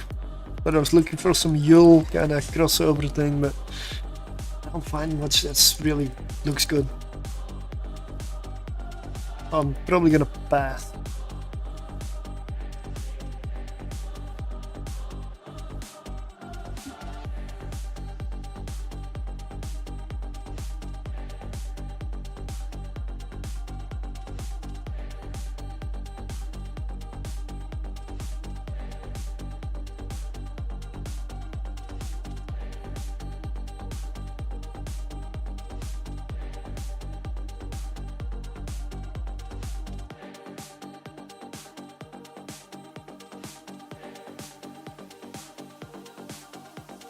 I'm gonna go straight into the next one and see the difference.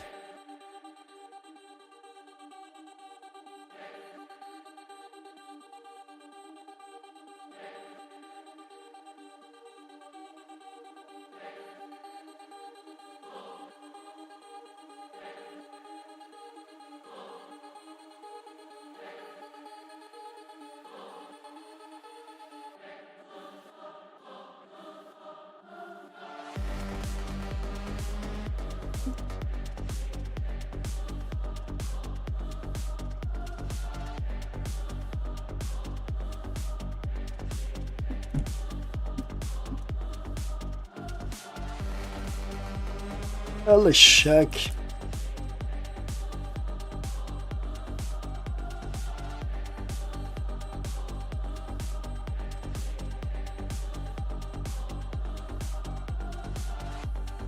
Uh,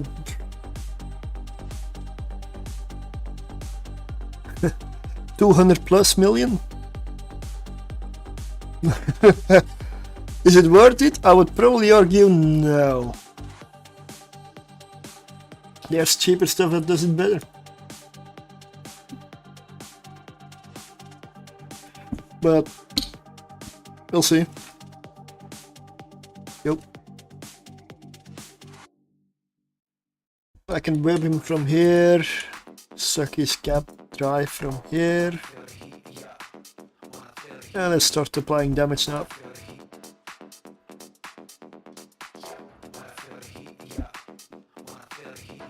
It definitely has enough DPS to go through everything.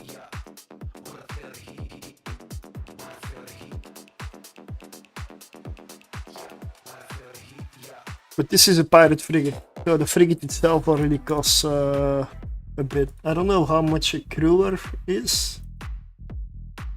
Estimated, the ship itself is 121 million. This repairs about 72 and something EHP armor per second. The armor repairers, the Dead Space armor repairers have also gone up in price a bit recently. Might have something to do with it. Which is why my PyFat tells me, and usually PyFat is correct for the price, that it should be 157 million. And yes, my estimated says 209. But I would trust PyFat more than the estimated. So that would probably come down to 157 million.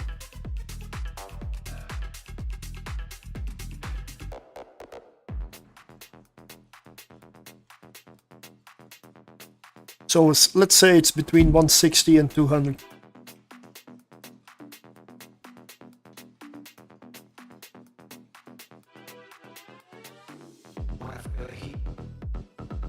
And the afterburner does feel good.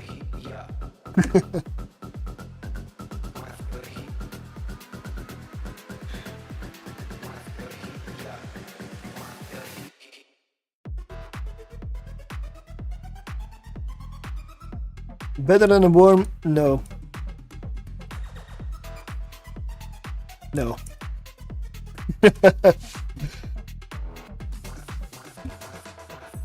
A worm is fantastic. And with a worm you can do all filaments except dark. And with this you are most likely just locked to electrical.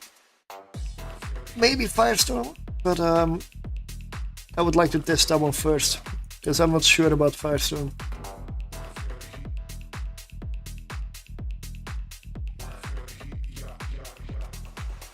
But a worm is a beast. Low tier worm is fantastic.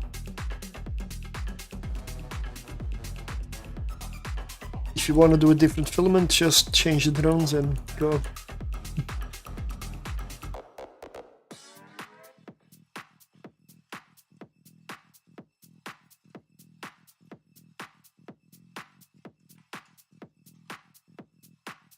Oh, Firestorm, I have not checked.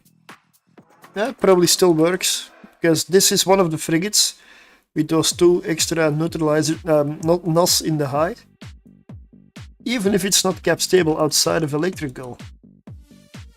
You just need to be a range of these two things here, and you will be. It makes itself cap stable.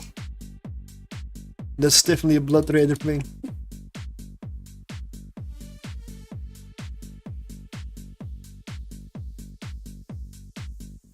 And 20 kilometers of webs.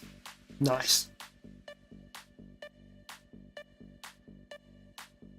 You stay put. I'm coming to kill you. Yep, you just hang on. You just wait. Wait for it. And in the meantime, I'm gonna go like, nice capacitor you have. Yep, because you can suck capacitor out of them, even if they have none. Yeah, that's why the Ashimo is one of my all-time favorites as well. Yeah. But the Ashimo is a lot worse in the Abyss than the Crew is. In comparison. Yeah. Application again, huh? Yeah, it's a cruiser hull. The only thing I can see working there semi would be like pulse lasers.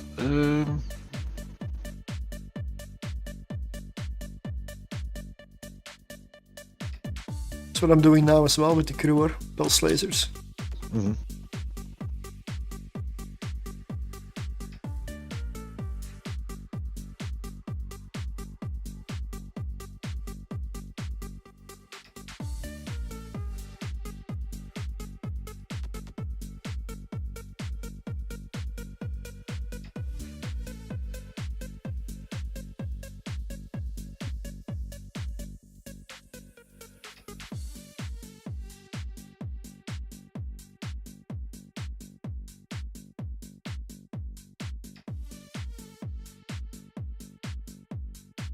But this one feels good, yeah.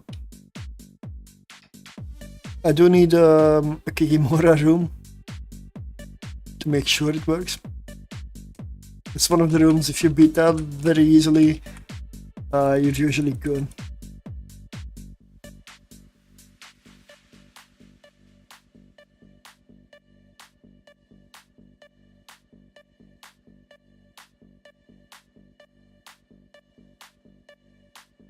And until I get one of the really hard rooms, and I beat them easily, I'm not gonna throw this into Firestorm. Because in Firestorm, I have a thermal resist hull, and I may need to switch the kinetic rig to a thermal for Firestorm. Wait, one more question. I'm doing tier 5 Gamma on Agila, and I'd like to try some tier 6, but I don't want to lose my ship. Do you think you can make it with 800 DPS with mutated drones? It will make it, but my drone really... Surviving. That depends on the rest of the fit. That's something that depends on the rest of the fit. That doesn't depend on the drones, really. I was gonna try one like this. I haven't gone up to tier 6 yet. But this one doesn't have mutated drones. That's something I wanted to sort out before I went for tier 6 to test. Let's see.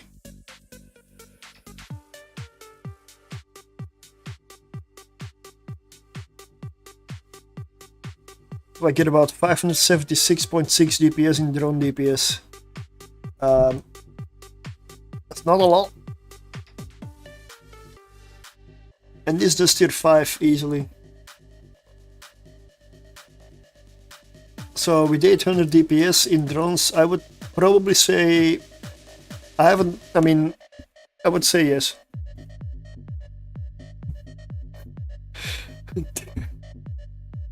It should be able to do it, because you have your missiles as well. And even though it's a Gila, don't ever forget your missiles. Hardly any. The only neutralized problems that I have here is when they turn this thing off. And even then.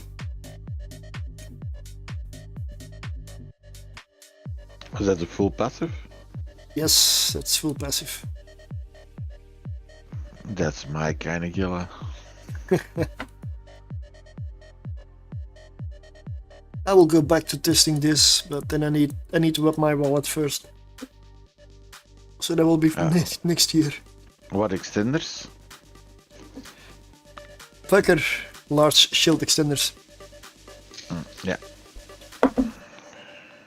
And the reason is signature Largest radius. pool. What? Aren't they the largest pool ones as well? That is possible.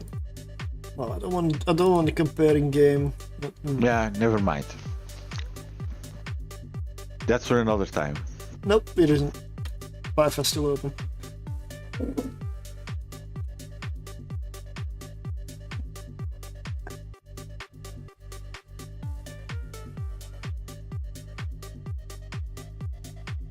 See, I wish they had just stuck with an easy, bare bones, simple compare tool instead of making it flashy, and this is what I like to work with, not whatever they have in game. But yeah, apparently though, I'm a strange one apparently. They are one of the highest ones, together with the Republic Fleet and the Kaldari navies. They're all the same. They use a little bit more, yeah. But they have better sicht then. Yeah, they are the best sync radius ones, Okay. and that is why I went for them. They are more expensive though, but for tier 6, I pull no punches. Sorry. Tier 6 is like the highest content for Abyss there is. If that's not where you want to go a little out of the way, then yeah. If you want to be flying a very cheap port fit and you do tier 6, I don't know, maybe stick tier 5. Even then, poor fit, tier 5. Huh? It can be done. I run a 2.5 kilo in for exotics and it flies to. It does tier 6. I just have implants on that one to make it. I was considering Casual. poor around 200-300 million. That's impossible. That's what I thought, exactly. Because your ship's already more than that. Yeah, I mean in fit. If I was gonna say if you fly an empty hull, you'll still won't get there. In fit. Just going unfit, it will die from itself. All you need is drones. You open the filament, you toss in some modules and hope loot comes out. For tier 6, I'm gonna try the base fit. I'll test that one out. And if I eventually get one of my own, I am intending to abyssal roll these shield extenders still in the long term. Or maybe even this as well, and then get mutated drones, you know. And want to do a tier 6 in frigates, but almost nobody flies MR. It is on a long list of things to do for me to go tier 6 for in the MR setup as well. But it's not cheap. Those frigates are expensive. And if I multi-box them, it's better if I don't stream. Just record. Or ignore chat. Just record. Just record. And then what? make a commentary, voiceover commentary later. Like while I'm streaming. It's awkward. Because then you're gonna go, yeah, and this and this and this, and you get distracted by chat, and in the meantime you're entering your room and prioritizing everything in the background and not commenting or seeing it at all, and then it's, yeah.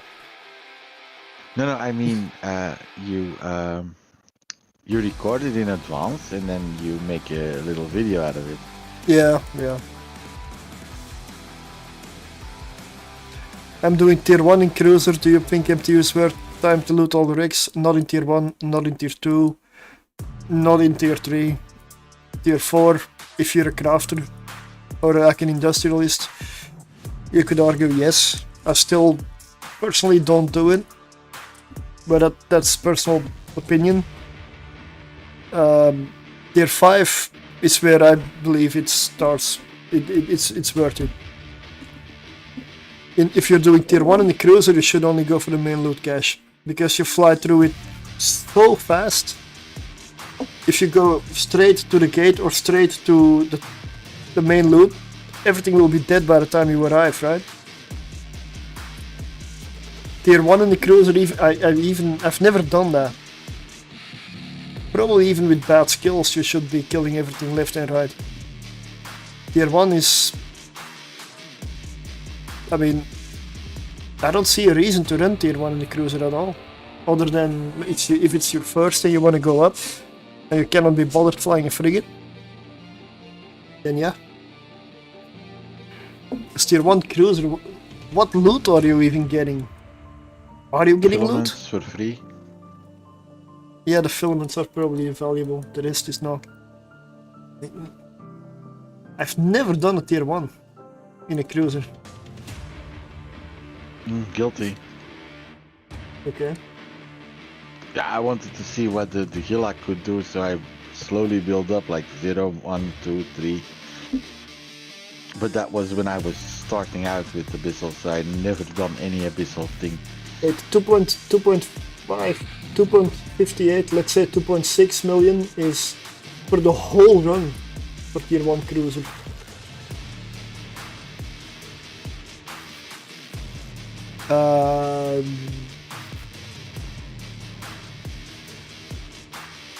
A frigate tier 0 almost gets as much.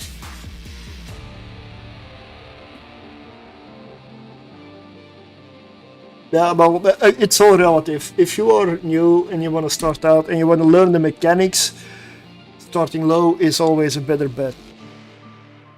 I mean, in the very beginning, it isn't about the ISK, it's about learning how the content works, how it flies, how your ship handles, what the rooms are and do, so yeah. Tier 2 I would not try in a Ishkur. I would not. I recently updated my Ishkur fit and it will die in tier 2. It will only... And let me point out that I hear a lot of people saying they did tier 2 in some extremely unlikely frigates that I'm assuming there are a lot of lucky people that get easy rooms out there. That's my conclusion. Anyhow, I'm heading off. Good night, people. Enjoy the stream and good luck with the testing, mate. Yep, thank you and good night. The reason you get more loot is because you're, well,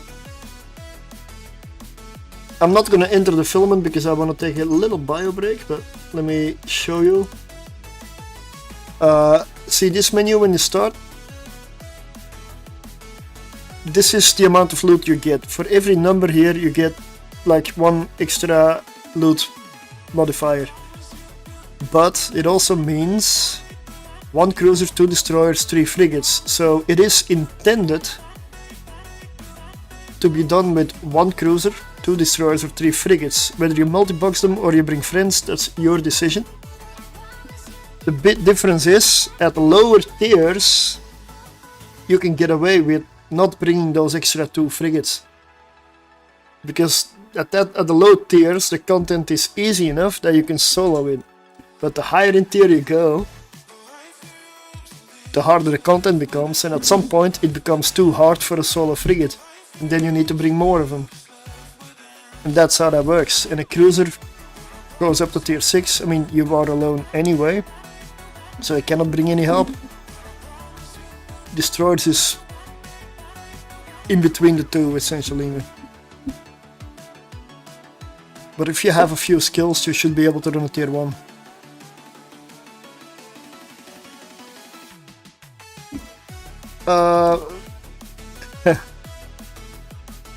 I would assume yes, but I don't know. Because that's something I have personally never done. Test cruisers in the very low tiers. Also, my skills are kind of perfect for all the ships, so if I do the low tiers I can probably get away with a lot more. Not sure how useful that would be.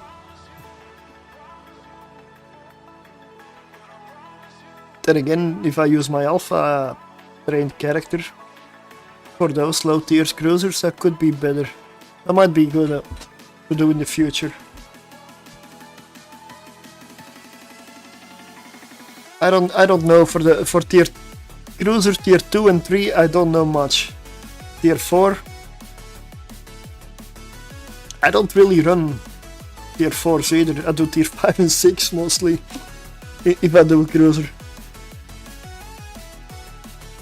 Some tier 1 cruisers are not T1 cruisers are not very good at tier 2 and above. Unless you pay a lot to get to that level. Yeah. I know the in the beginning I had a Caldari Navy Caracal,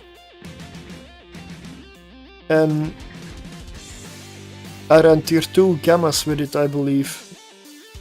It was passive tanked, but that's a long time ago.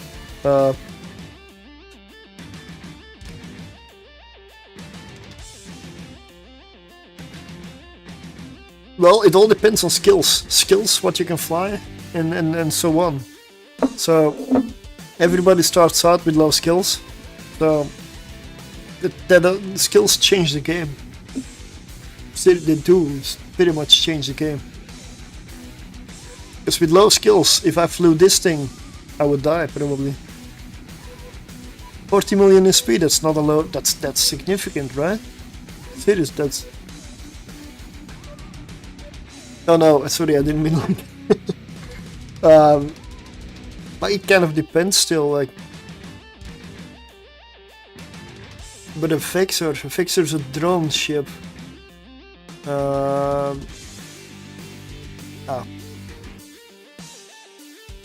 That's Twitch.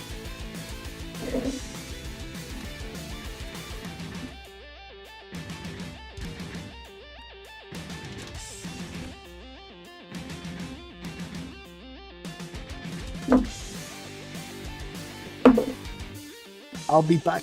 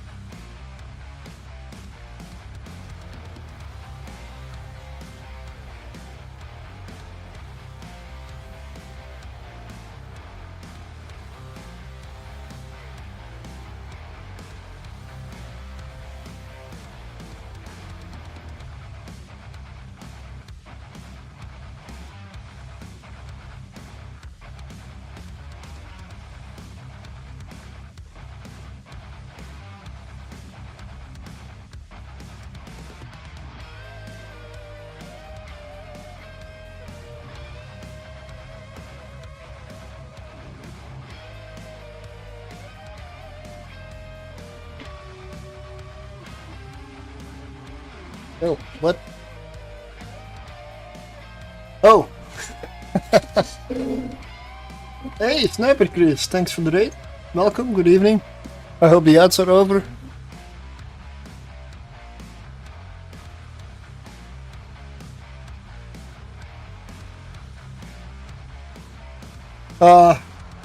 You want the chair back? I can arrange that.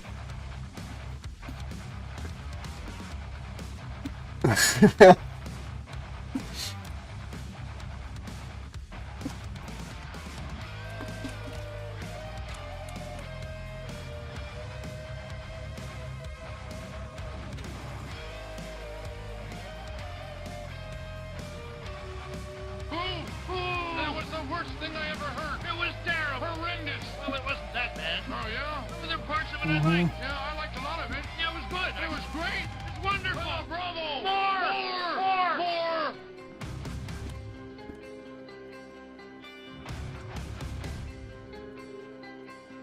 Hi. Well, for the Ishkur, the one that I run is this one. I do like the rails much better than the blasters because these railguns allow me to kite around more efficiently. Thanks for the follow. Well, the drones are the main DPS, but the rail's still significant, so I go 50-50 here. Like, this thing does not have a lot of tank, which is why I use a macro warp drive to stay ahead. And this is an assault frigate, so it does get a reduction in the signature bloom.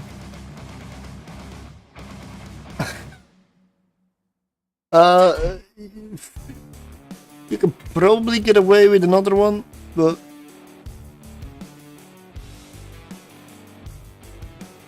you can afford this really easily. Essentially, like just do a few frigate runs, and you can pay for all of it. 5.5 million average in, well, easily under 10 minutes. Shield boost.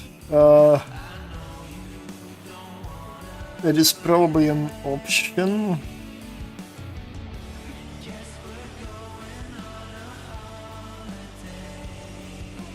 I mean, this is, yeah, I guess it's an option.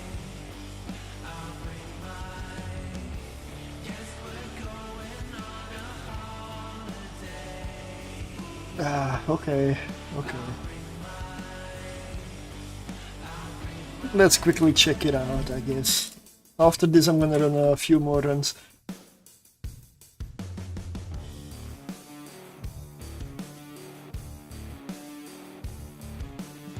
Nope, that's the wrong fit. It doesn't carry over. Copy to clipboard, yeah.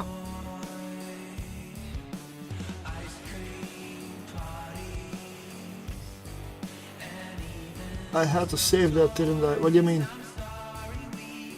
Oh,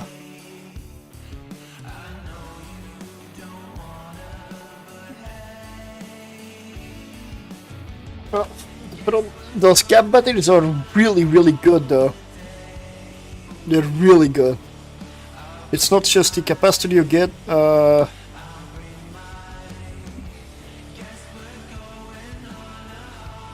oh right, that's not gonna be the character I'm on.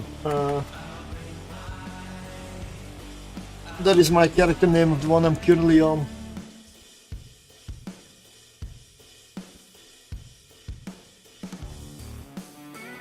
I'm gonna name this one. Because for shield tanking, need to change the whole fit. I'm already gonna get rid of the capacitor of that one.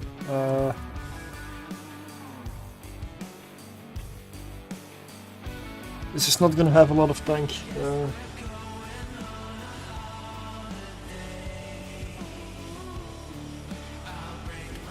The problem is, if anything that disables your macro water drive will catch you, it will probably just evaporate. I'm gonna go with a simple Tech 2 one for the start. Definitely need shield resist like badly, so I need to lose this ray for sure. The reason I went armor is resistance profile.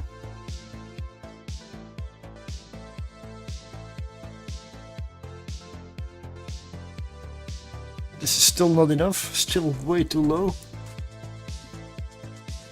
What else can I use?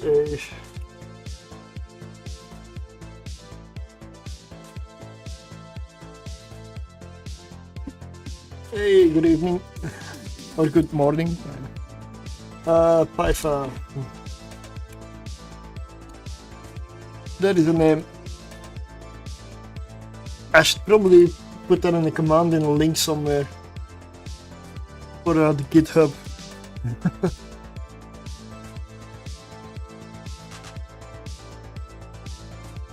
I'm overfitting now. 18 overfitting. Oh, here. Yeah, let me just.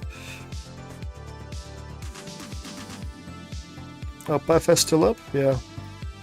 I'll go to the center screen. Let's do this. Yeah. Oh, blasters. Yeah. Blasters, the range is. I don't like the range for the blasters, but. Multi-spectrum shield hardener. Oh, Republic Fleet afterburner as well. Yeah. Oh, afterburner, right.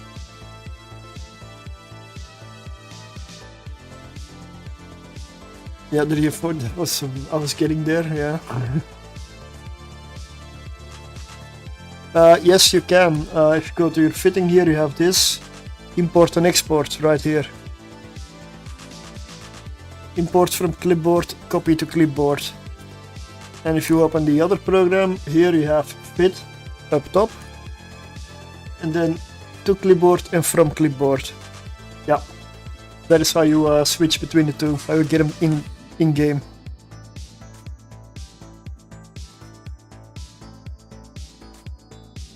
It's fast. I do it. I make all my fits in Python. Because the in-game tool, it's nice for some tiny corrections, but if you want to make a real advanced fit, I never do it in the in-game one. But yeah, this looks nice. 160 million. Let's see what do I have.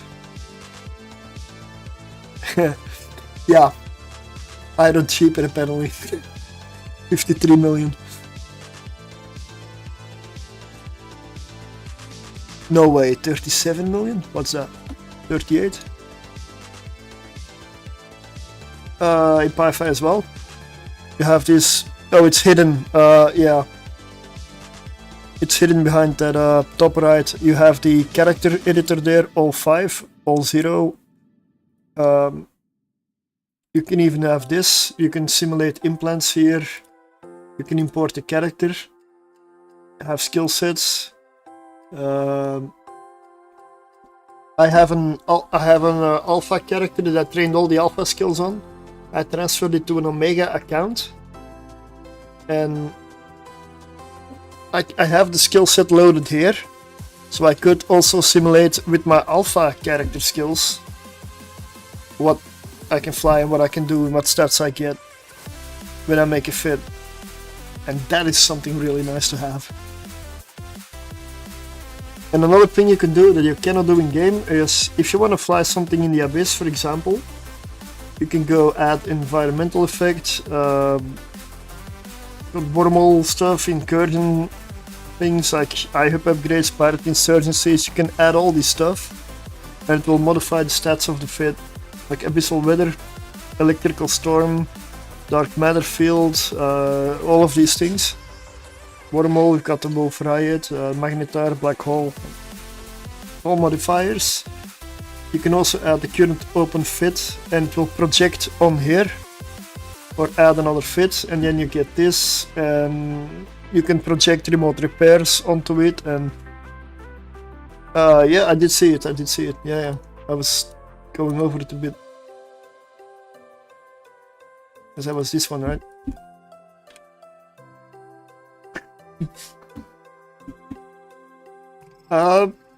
That looks good. But if I compare it in the cost to what I used to run, this is 3 times as expensive as what I use.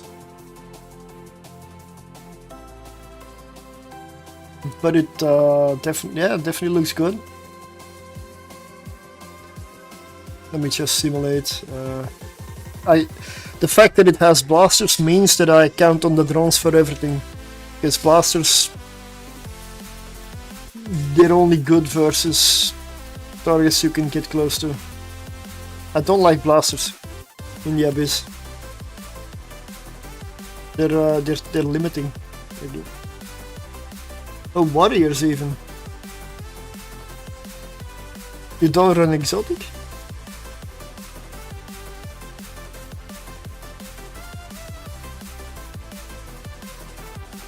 No, it wouldn't fit.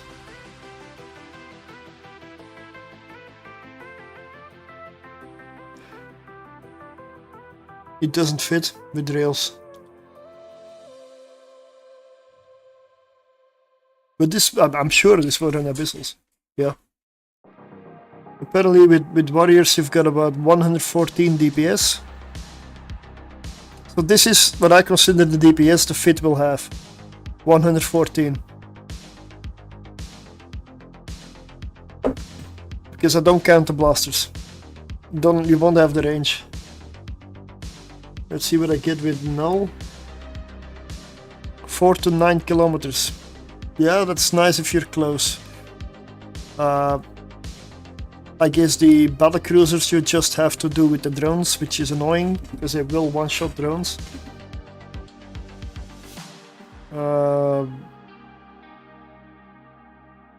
Yeah, I just switched.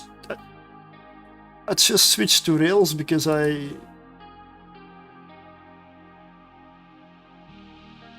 get the range with it. Like with Javelin I've got 6 to 14, and yes you have spike, but then your range is a little bit over the top. I don't use spike. 56 follow is a bit much. I believe I go for Kaldari Navy Dorian? 24 to 31, yeah. If I really want to kite in the abyss, this is what I load. And the guns do 100 DPS at this range. And with Javelin, my guns do 135 and the drones do 111. I'm just using Hornets too because I run exotics, mostly with the Ishkur. Because I lean into the kinetic damage type of the railguns and the kinetic drones. We've also got a thermal component, but thermal is... Firestorm I have not really tried yet. But there's many ways to fit a single ship. Arty. Why would you use artillery when you have a bonus here? 10% bonus optimal range, like 50%. And here you have another 25%. That's 75% up, 50% on the range, 25 on the damage. So putting artillery on this is kind of wasting all these bonuses.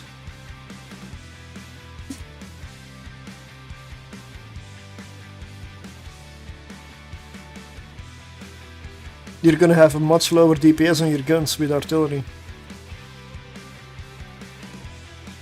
I'm running 150 on these, but 125 on the other one. Okay.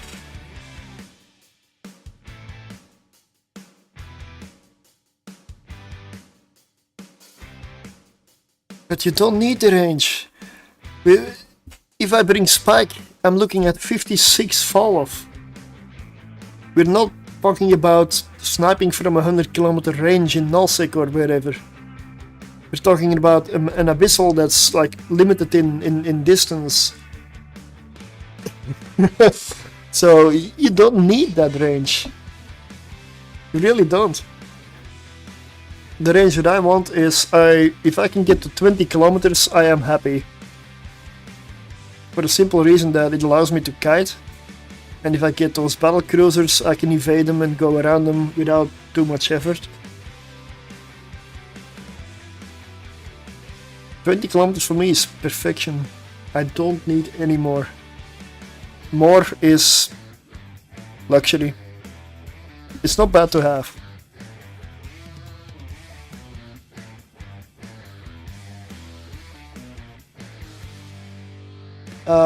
Autocannons have not really short range, but autocannons have better range than blasters do.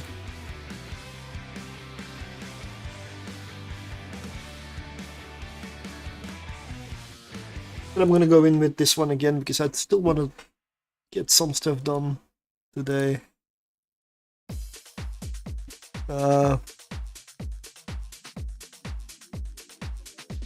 What's the level 4 Tierlist for the more recently wondering what the domination is good at. It's a command ship. It is very good at providing fleet boosts and being tough to kill. It's a very tough ship if you build for it. It is not meant for mission running, and that was clear. Let me see. It is mainly meant and used as a command ship, armor command ship. So everyone flies a more. Nope, nope. I fly a lot of Mimitar. They have a lot of good ships, Mimitar. In the Abyss, it's... If you go frigates in the Abyss, Mimitar, I don't know, are they used?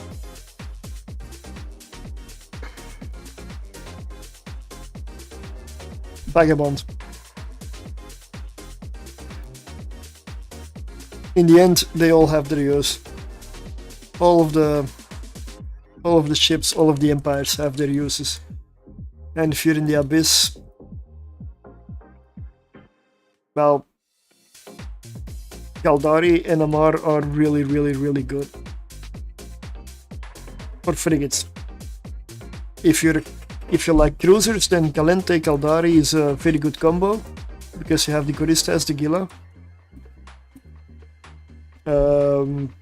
Kaldari is good for the Cerberus and the Gila. Calente is good for the Ishtar and the Gila. Amar is good for, well, I guess a Zealot exists.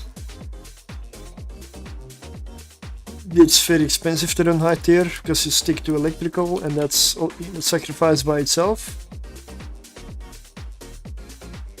You've got the Sacrilege, but Sacrilege is fantastic potential. I wish it was just a little better. Very tough to kill, but damage wise, Phantasm is a combination between Amar and shield tanking.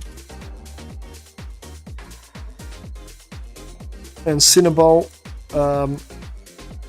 Cinnaball tier 3s. Tier 3 cruiser for Cinnaball, tier 4. I don't think so. I mean, I cannot do it for tier 4. Maybe I suck. But I cannot get a Cinnaball through tier 4. And I refuse to run full crystal implants on it and everything.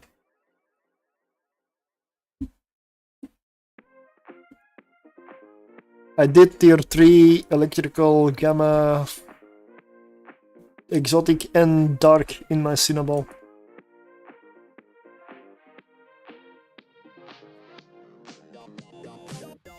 And in dark it works because your guns have specific Cinnaball bonuses, like lots of tracking, fall off and such. So it kind of counters the dark to the debuff a bit.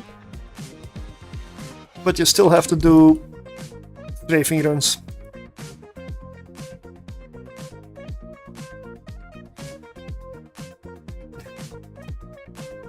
Does it work if I just counter nasty Fury here? It's draining my cap and I'm draining its cap. Net positive. I'm not building for abyssals but missions and combat sites. Well, that is completely different. That is completely different because a lot of, I mean, you can warp off for one. I don't have that luxury.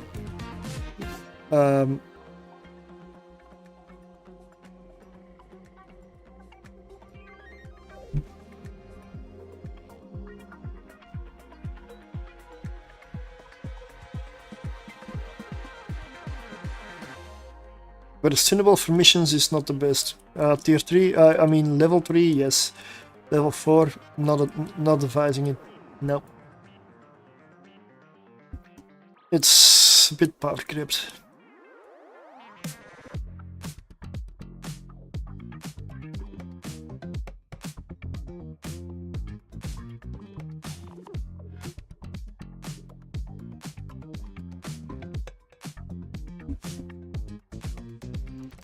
Would you like to know more?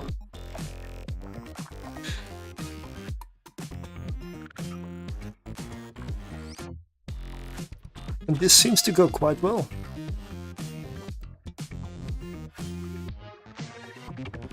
M4 missions.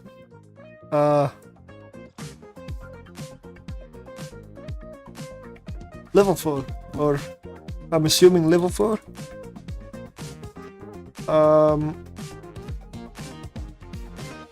Projectile wise, well, I mean, there's one answer. There's one single answer, the best, and only the best. Well, then you have to go Marauder. Varger. The answer is 100% Varger. There's nothing projectile wise that comes close.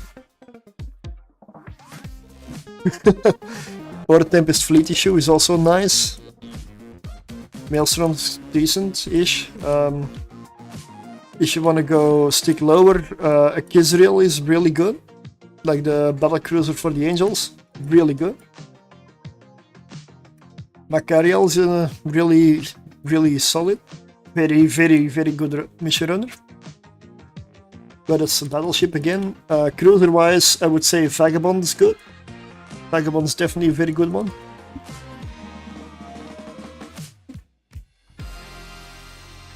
Even a broadsword works, but that requires a bit of different ship skills to train, so it's probably not ideal. You also don't get drones, so your guns need to be really good.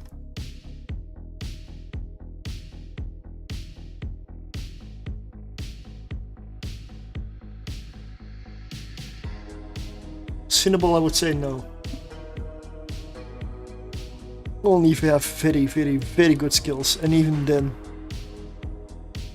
A Vagabond, you can make it fairly tanky, but it makes up for it in speed.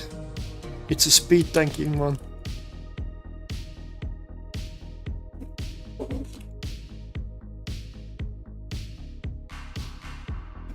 That would be that list. I'll take it. I can probably show the Vagabond in a bit, but I'm still... For now, still in an abyssal.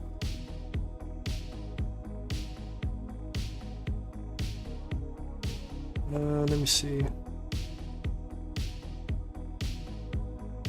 I had a very good time with a Vagabond.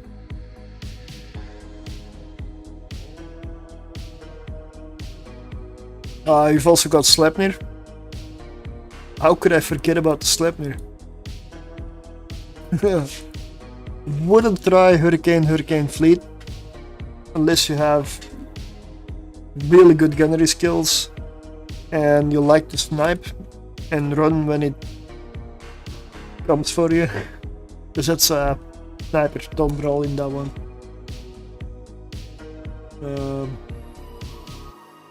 I've got 3 level 4 ones. First one is micro warp with autocannons.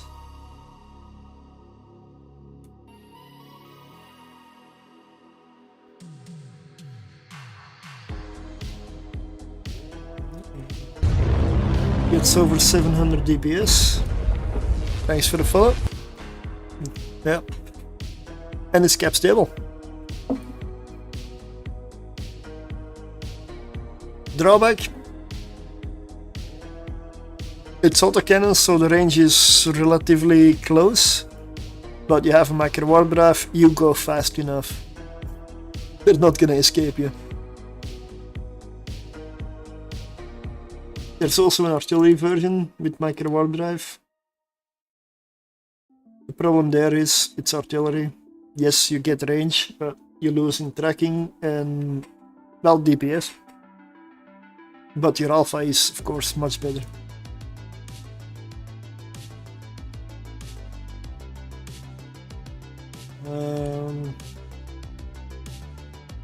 I'm just checking with short range ammo for the sake of it, so this one gets 500 DPS. It's a lot, that's 200 DPS below the autocannon one. But fall over 42.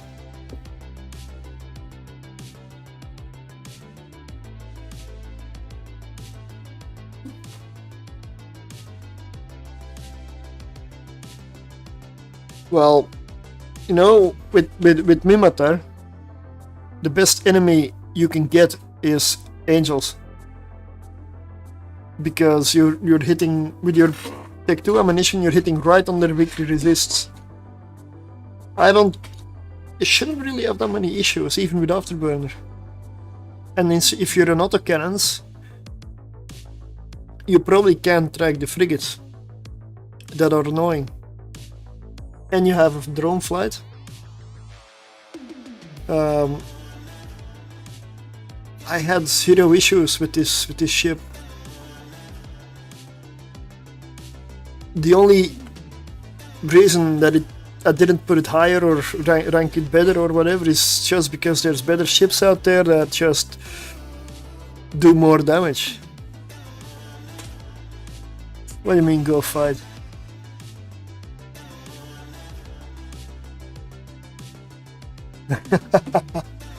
I've done a lot of missions, mainly last year and the start of this year. I haven't touched missions in a while. I used to do a lot of level 4 missions.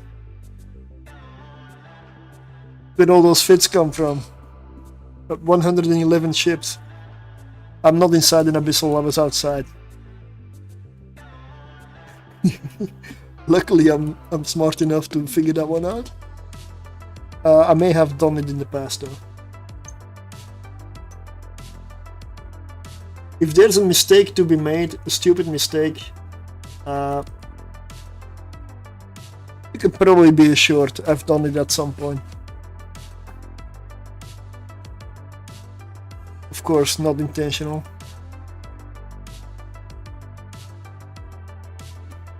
I make a lot of mistakes as well, really. Angel room.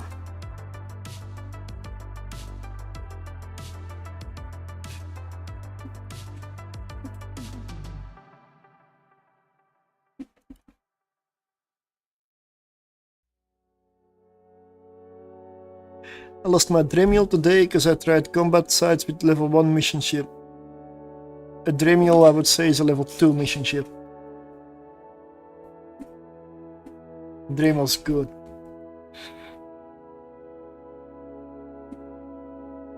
That's my problem because I like fast and agile ships and I don't like that system that you need to go higher and higher. That you can't speed tank everyone. Yeah.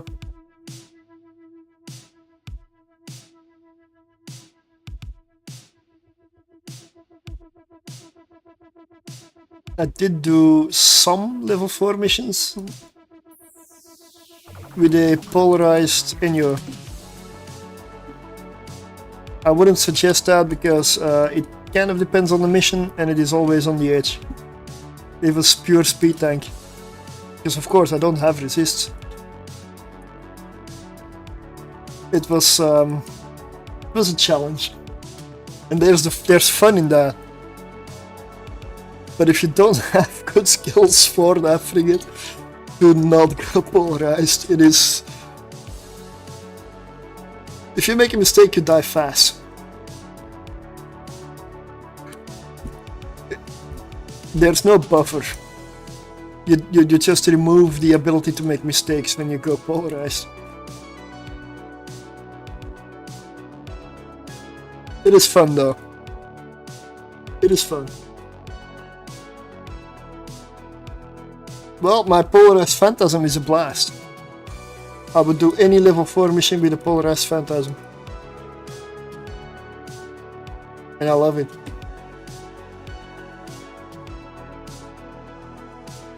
Ah, Tesseras, let's go long range, let's go Scorch. What range do I get? 11 to 14, that is not good enough. Do I have radio? Yes.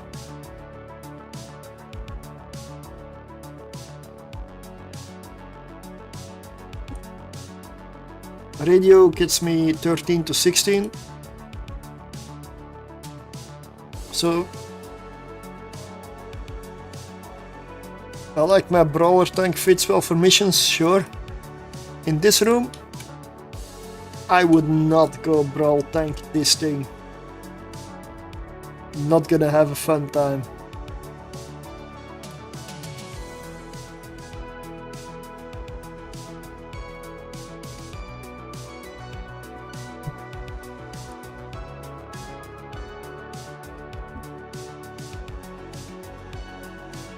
Because these things tracking gets, I don't know, near perfect when you go close, and they deliver serious wrecking shots after wrecking shot after wrecking shot after wrecking shot. I don't want to be close to these things.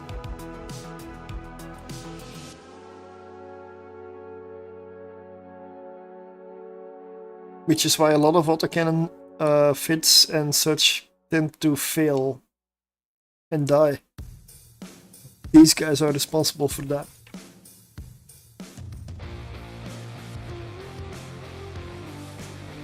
Same with blasters. Yes, you may be able to blast through, but you'll have to weave in and out to repair your tank.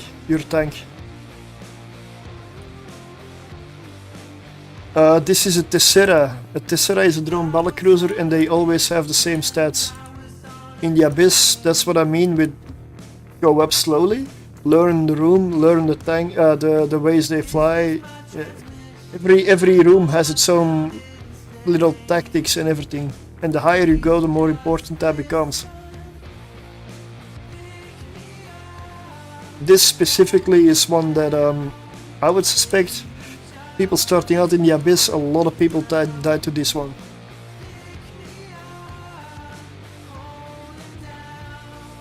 Because it's very tempting to go in close and brawl with your highest DPS ammo and just destroy everything. But you're not alone. That thing is thinking the same thing. It's gonna come for you, gonna get real close, and then it's gonna do massive damage. It does the same thing.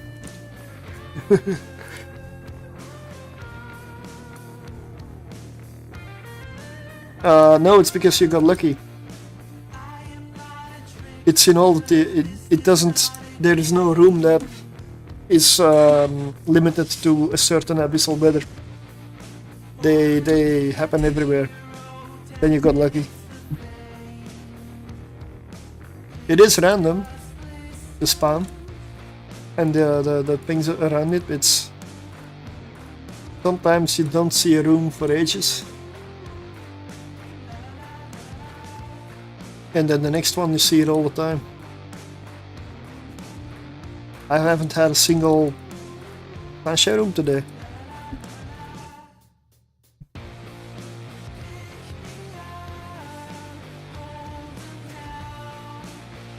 This is also an electrical though.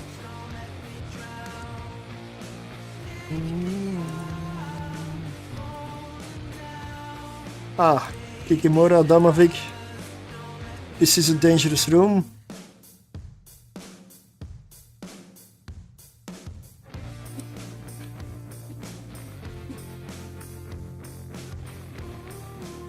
I'm gonna go for the Kikimora here. I'm gonna suck the cap out of the Damavik. Okay, you get webbed, and I'm gonna do DPS. This thing has a lot of DPS. Yes, I know Kikimora has pulls, but there we go.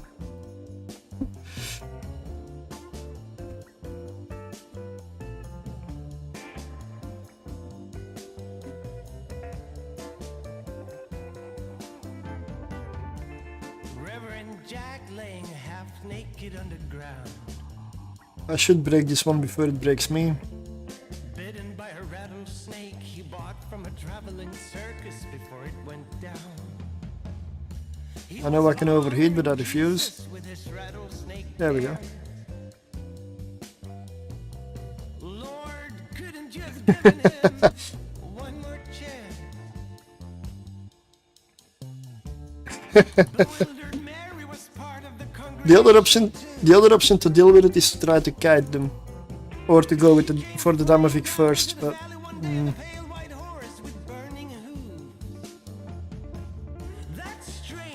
said Reverend Jack, I didn't expect revelation to come so soon. Let's use that to enhance our message while we're pushing through.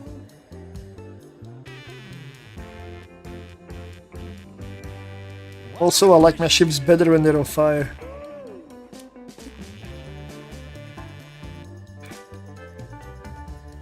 Retry is that much stronger, yes. The difference is insane. It's like let's compare it to mission level 4 mission running. It's like a Marauder is to the average battleship.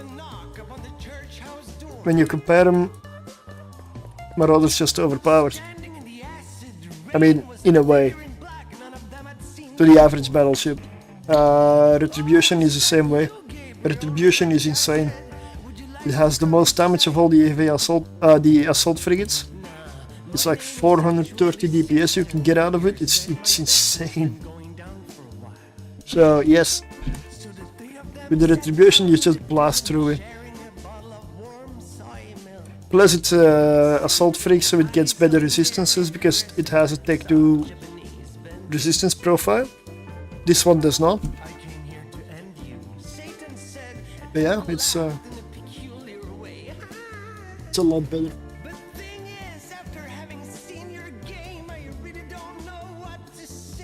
Let me see, crew. What? From the earlier testing, way before, I ranked the crew at a D, which is bad.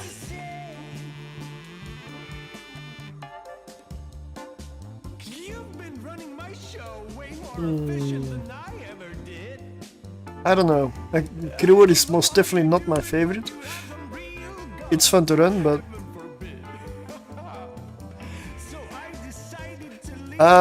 are you keeping your transversal up? You need the bob? Wait, what?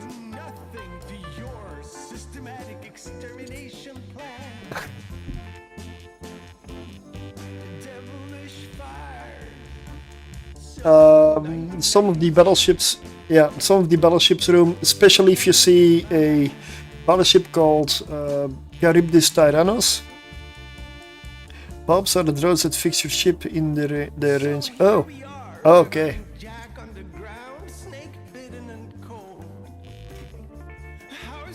They're faster than you? Battleships are faster than you. I would suggest getting a propulsion mod on the ship and unfitting the Higgs anchor. Because there's no way they're faster than you. And then they should start to move. You were not sitting still then, were you? I mean... Oh, wow.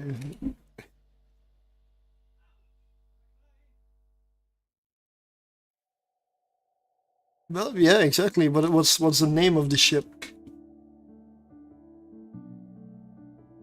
That usually reveals everything. Okay, I'm gonna stop with the crewer for now. Devoted Knight. Yeah, those are dangerous. That's Sasha. You wanna kite them. You wanna fly away from them. You don't wanna let them get within. Is it 15 for the web? I think it's just under 15. You wanna stay out of them, away from them. Use the drones to kill them and fly away. If you have blasters on your cruiser, still fly away. Don't be tempted to use the blasters. Unless you can get under its guns really fast. But really fast, because if it takes a while to get there, it tracks better at long ranges than at short ranges. But it also, well, in general, the tracking kinda sucks. It's just when you get too close, it starts to neutralize, and when you get even closer, it also webs. And when it webs, it's gonna be faster than you. Most likely. I would just kite. Keep him at a distance.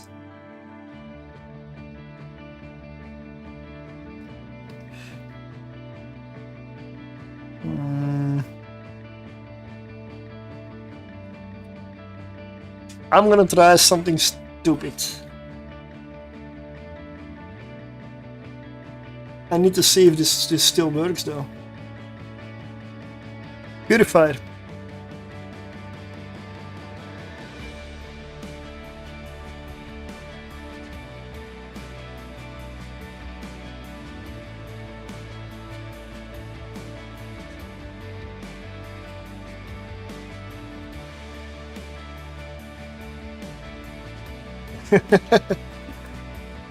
Yeah, I would suggest, unless you have really good skills, do not try this.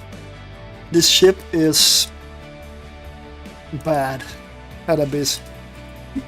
It's really fun to fly. It is the ultimate glass cannon. The smaller your target, the more dangerous it is to you.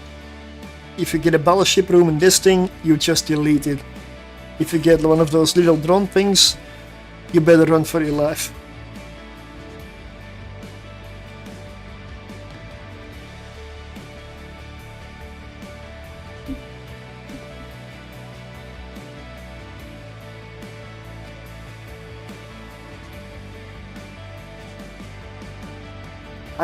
I'll have to try low tier cruisers at some point because I'm really not into that. I mean,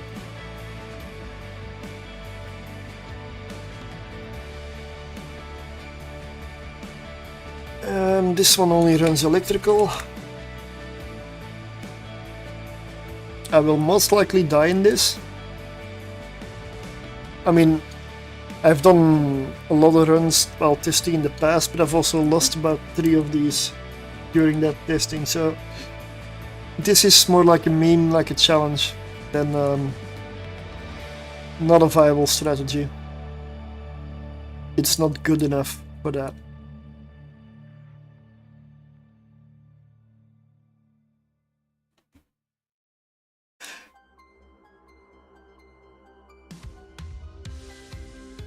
Well, I mean, running with somebody means going destroyer or cruiser, or frigate, sorry, because the cruiser is always going to be solo, but you can still, for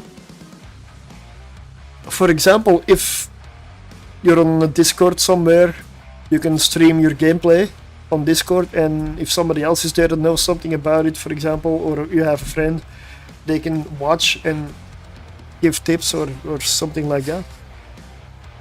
If you're in a cruiser, that is an option.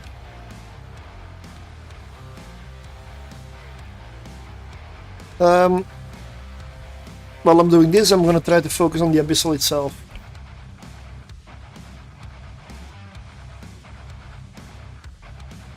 Because there's not a lot of room for error.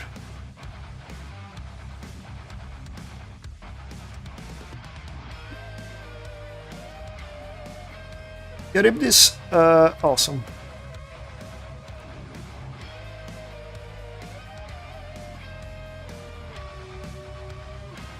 So I'm gonna kill the cruiser first, because that's the dangerous thing. I have about 77 kilometers of maximum flight range.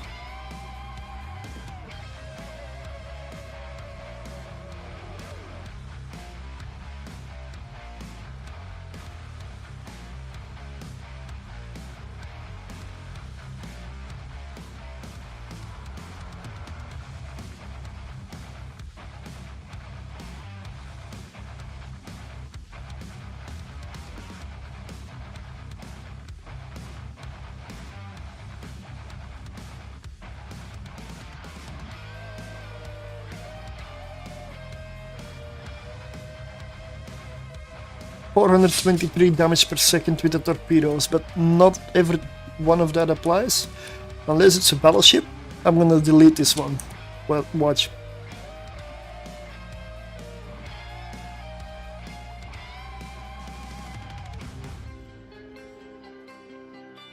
Yeah, it does have a lot of hit points, but these torpedoes apply really, really well to this battleship.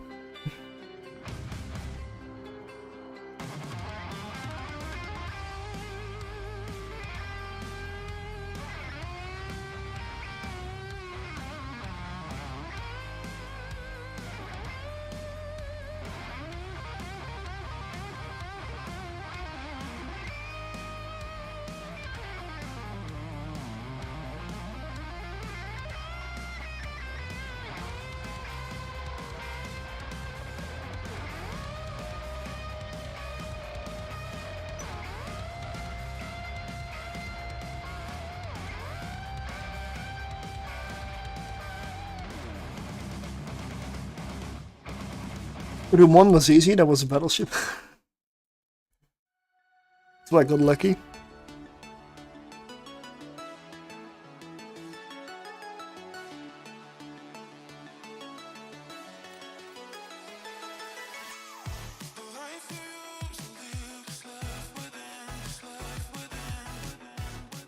I can probably fly anything. I just took a 6-year break, so I'm super. Oh, yeah.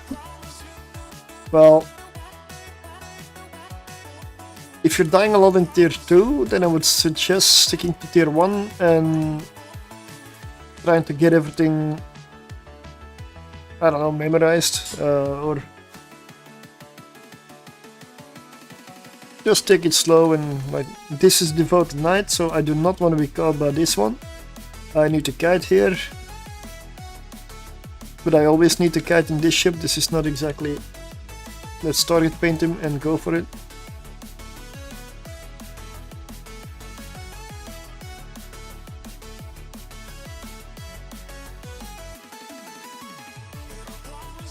The amount of deep damage I do to him is just nice. Look at that, I was half shield straight into armor. Hey!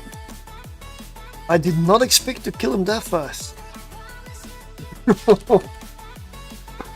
Okay.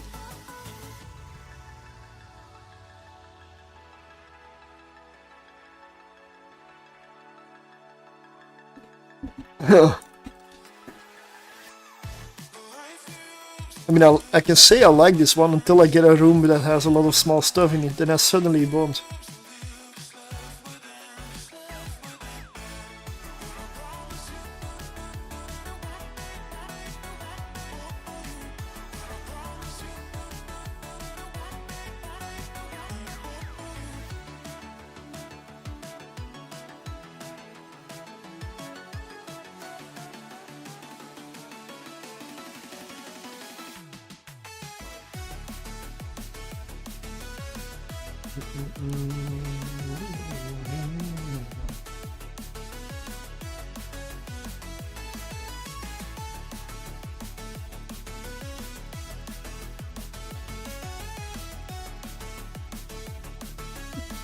Oh yeah, here we'll suffer. I hope I survive.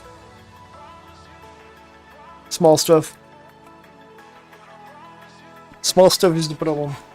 The benefit is with these torpedoes, you always have the range to hit it. If you cannot hit it, then you're outside of the arena. Forget him. These things are extremely dangerous to me. You can see how little how bad I'm applying to these things compared to those that battleship and the cruiser before.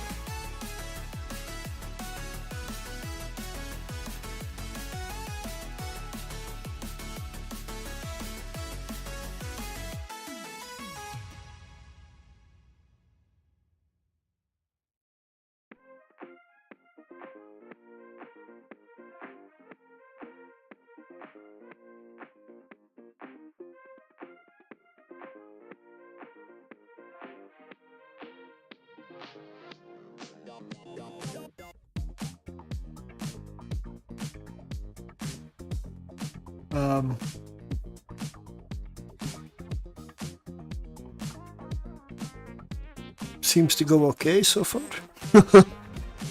I am surprised.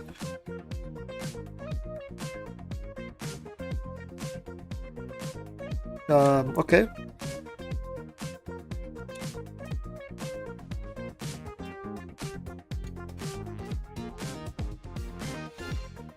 Oh.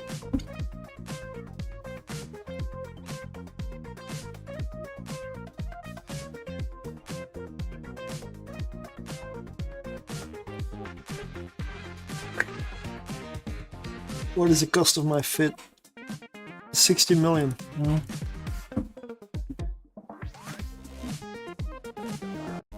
There is cheaper stuff that flies better, like a Punisher.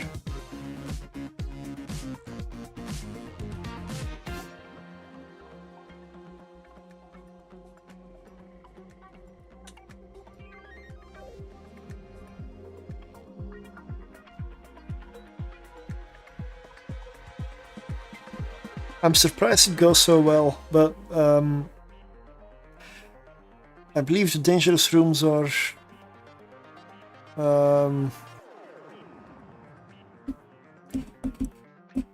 well, the ones with a lot of webifiers or Damovic, yeah, absolutely. Yep, that's one of them.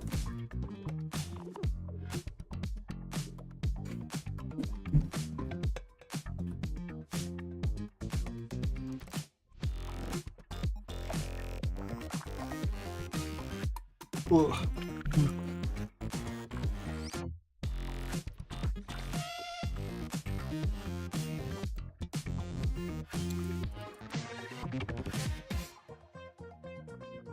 34 mil? What? Did I see 34 million? I'm in a tier 1.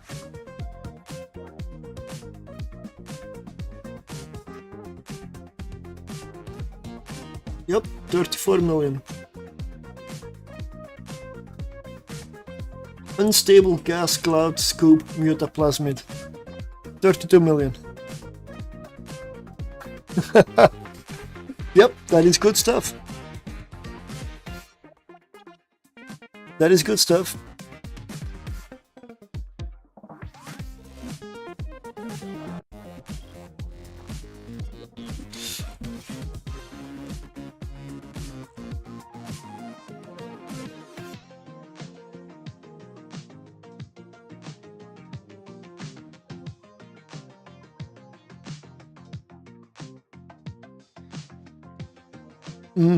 Probably.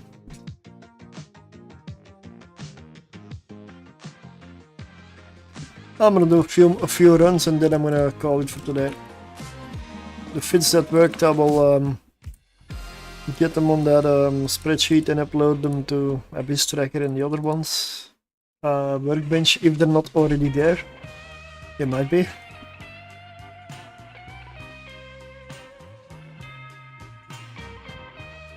Oh, I didn't look at the, yeah.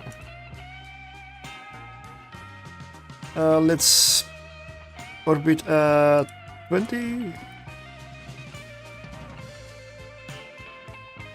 Should be an okay, okay one. Well, thanks. That's what I hope to go for.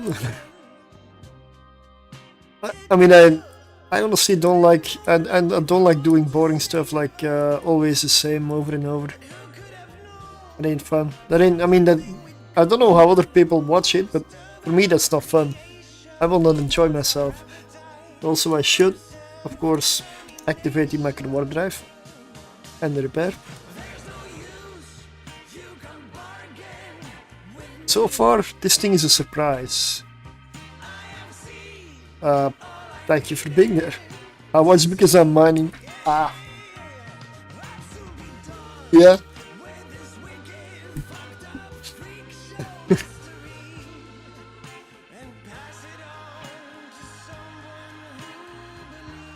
I don't really mine.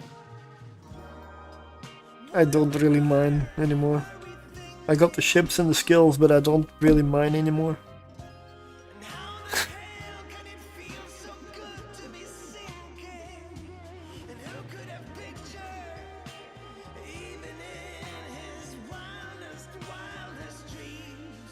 No, this is a purifier. This is a stealth bomber. A Pontifex would do better. It would do better than this. This is fun now. Thanks for the follow. So far, I'm doing better than I expected, but I also haven't had the most dangerous rooms yet. I mean, I know with the Hound, I usually came out in deep armor or hell. I usually make this stuff, but I don't fly much. Well, I'm happy there are people like you then. If somebody has to make the ships that I lose, somebody has to make the ships that I blow up.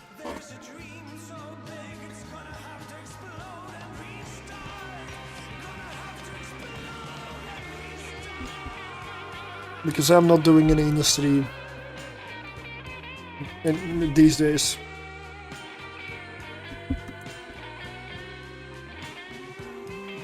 I do keep the economy going.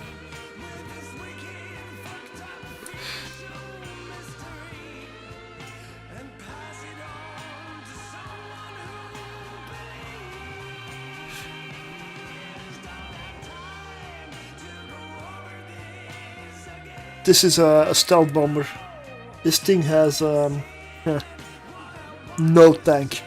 Like effective hit points 3300. If you sneeze at this thing, it falls apart. So my tank is this thing, my macro warp drive. And a small armor rep, but it doesn't really do much. Because I don't have a lot of armor.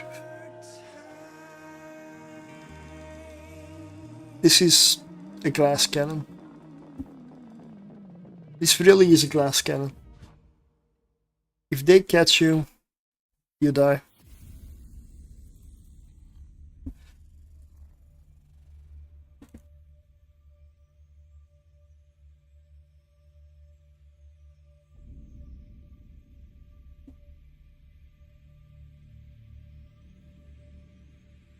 I'm hardly even applying to this thing.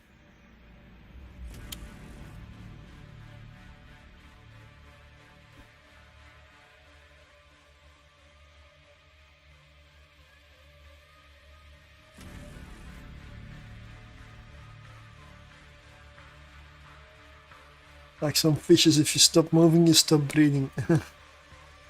Really? Is that a thing? Wow.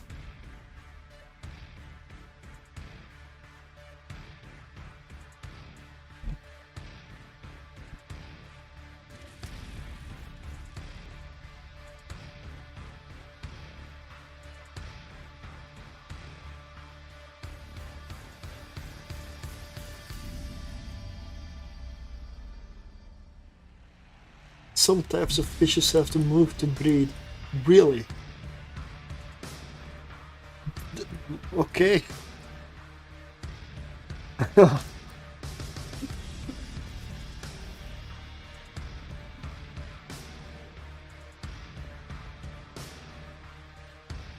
Oh, Ham, you may see me explode.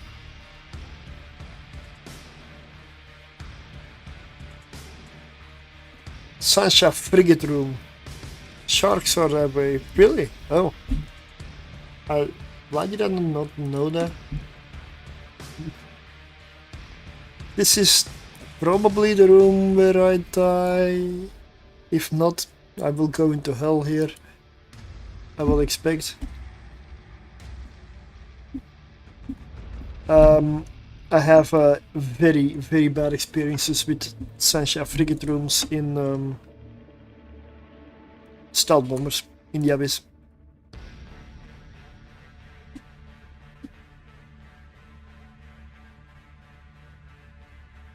Fun fact, I have never seen a stealth bomber in game outside of videos. Really? I probably spent, out of all the ships that I've flown, the most time in game in stealth bombers. Because of Black Ops fleets.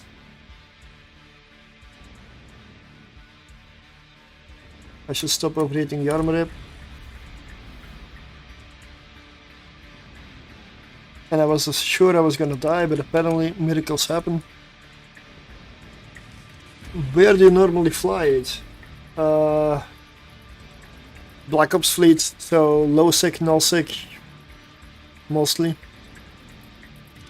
In high sec you won't see a lot of bombers now. And in the Abyss you also will not see a lot of bombers, because it's not smart to fly them in the Abyss. It's fun for a while until you lose them, because it's a matter of time before I lose it.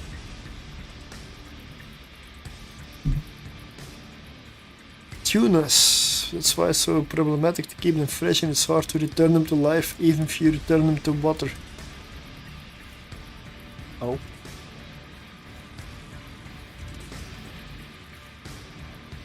I'm usually a null because I'm an explorer. Well, yeah, it's bombers are ideal for Black Ops fleets because they're really good in hitting big targets. So battleship and higher, a bomber is fantastic. So they used to do Black Ops drops and well, kill capitals and super capitals. That's where they shine. In groups, of course. Solo bomber isn't worth much.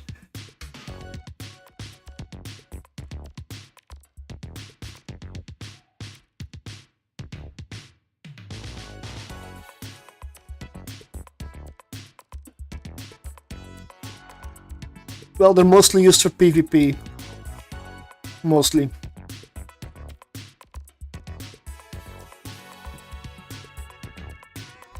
Oh, torpedoes. Or the bombs. The bombs are not used that much these days. It's yeah, battleship launchers on a frigate hull. Yeah, hounds are amazing.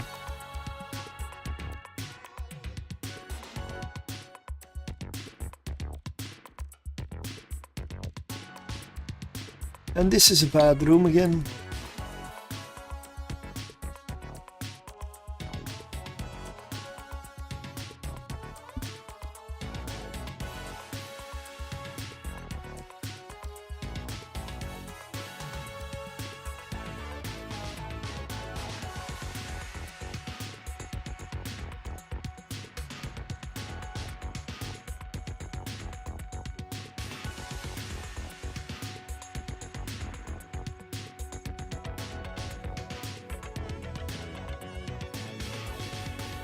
No, I have not tried the Manticore or the Nemesis in the Abyss yet.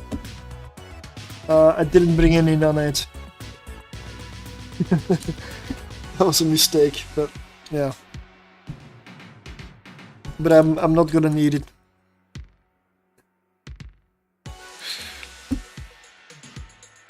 I'm sure I won't need it.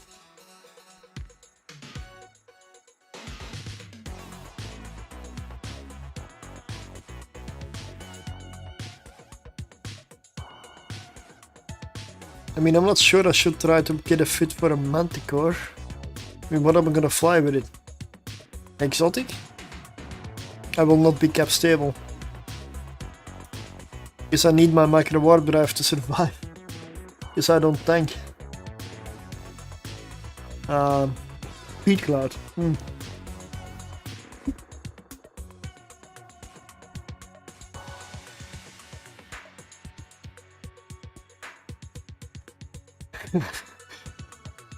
Well, if you get a triple Damavik room in tier 1, that is one of the rooms where you need like some kind of a threshold of DPS to break them, because they remote repair a lot.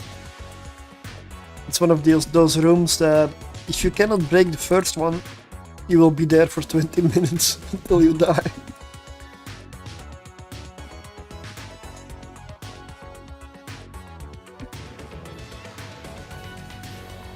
The triple Damavik room I consider to be a DPS check.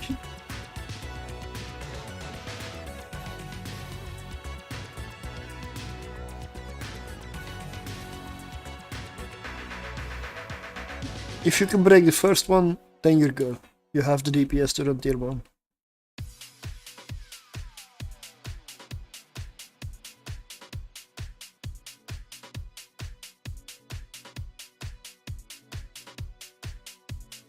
No, that's an autocannon. It's not in range. I usually only use it to pop the cans. You don't have a lot of fitting remaining.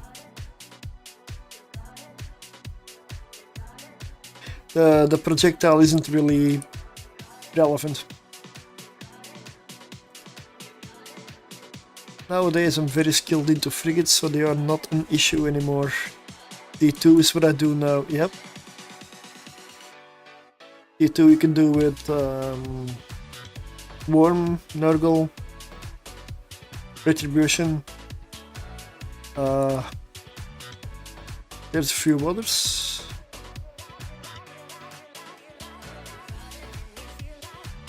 Hawk, of course.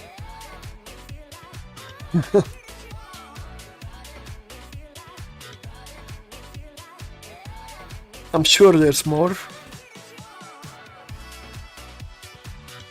But I'm gonna have to look those up. I don't remember. But when my tier 1 stuff is done, I'm gonna try to go for destroyers as well, honestly. Not just frigates. And then the vengeance as well. I'm gonna have to check that out at some point. When I'm done with this, I'm gonna have to check tier 2 frigates out. Because I'm interested in those.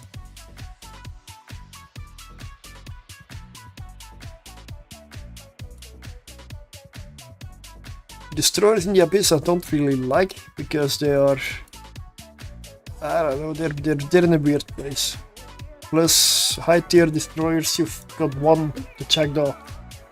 That's all, and that's it. Just jackdaw. Oh, at all. I do fly jackdaws as well. I fly draugrs as well. A drauger is actually nice. Also, a while back, there's a new ship. This thing.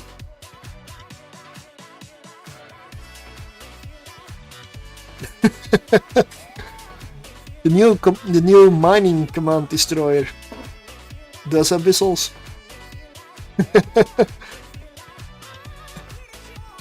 An outrider for tier 2, yes.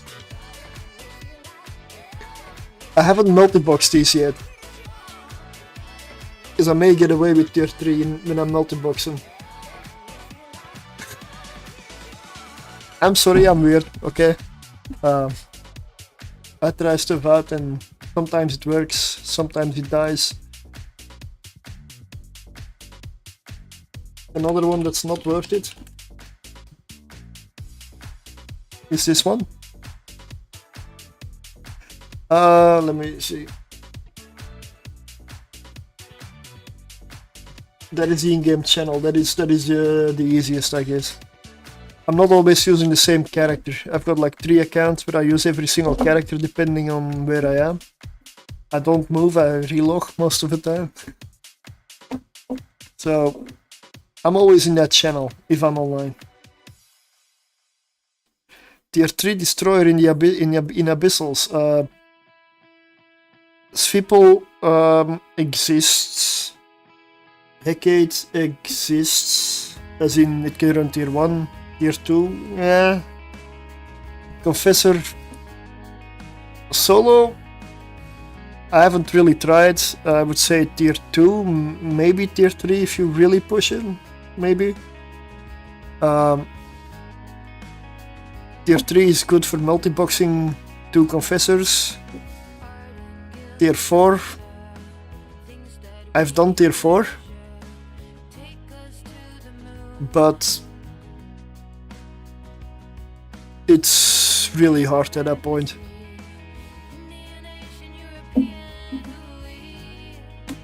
I've done tier 4 multi-boxing, but I haven't decided on a fit yet. Because it's not consistent enough. I lost several of them because I made a single mistake. It is, I don't know. I really don't have the cash to throw confessors at the wall. And I don't have test server access like some people. Everything I do, I lose in tranquility. So that's why my wallet's always low.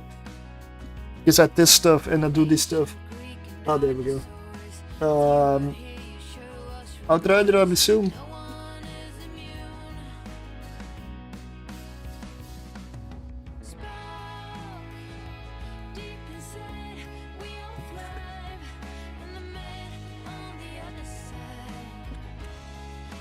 I can show what I'm going for Confessor, but yeah, this is not determined yet. Some of this is still in the works because this is my Confessor fit for tier 3 and 4 electrical beam duo. You need 2 of these, but I'm not set on the fit yet because it's not easy to run. It's really not easy to run, and I don't want to. These are the fits that I don't really want to share, because if people start running these and then die, you're probably gonna blame me. And this is a fit that is right on the edge, and I'm not comfortable in it. I have 2 characters with perfect confessor skills, and I'm not perfect in it, so I need to do more confessors to finish that off, but I'm inclined to just go tier 3 with 2 of them instead of trying 4. Tier 3 is more comfortable, easier to run. Yes, the ISK is a bit lower, but you also lose lower amounts of ships. So net you will be more positive in ISK. Yeah, I would just say run 2 retributions then in tier 3. You're gonna be better off ISK wise, and if you lose something, it's gonna be cheaper. When you are sit on these feats, I would like them as well. I really enjoy the confessor. I don't mind losing it. Okay, I lose it in PvP mostly, so I lose a lot of confessors. I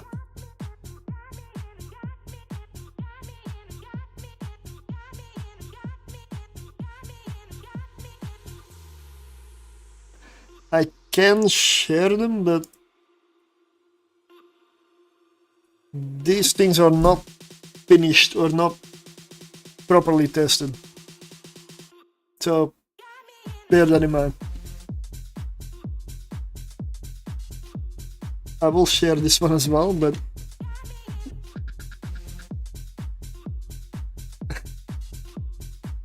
it's probably gonna be a while because I've got so many things to do, man, and most of it is my ISK is low. I've got a lot of assets because every ship that's successful I keep. I don't sell it. So I buy a lot of stuff, I lose a lot of stuff. Because I also bought an Odysseus to run level 4 missions with, because the ship can do it. That was also costly. Did the same with the Cenotaph when it came out. That was very costly. Babaroga, same. I know how to make ISK, but I'm just that little bit better in getting rid of it.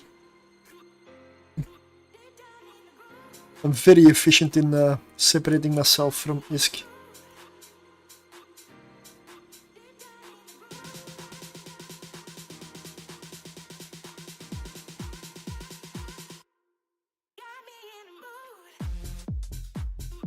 But I usually give away ISK here and there. I know I probably should stop that, because it doesn't help in the low wallet. But I don't mind. Yep.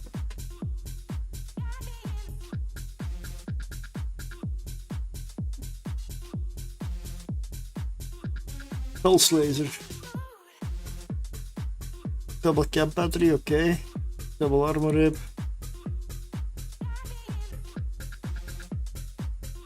A tier 3. That is very ambitious.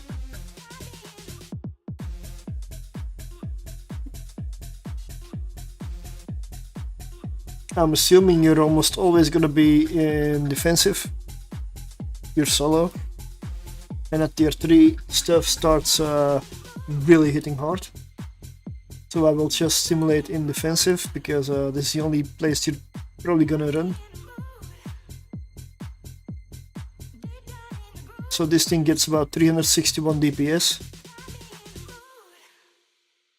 That's on the low end. But in the defensive, because you're gonna need it. Because if you go sharpshooter, you lose a lot of tank. Kill them before they kill you. Well, you cannot outrun them either, because you only run afterburner. So they will catch up, unless they're battleships, but battleships don't really matter. They're just a DPS sponge.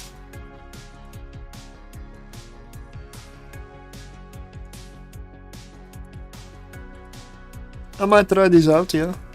I mean, I have a tier 3 solo confessor fit I picked up somewhere. I just haven't tried it yet. But I need to do so many things.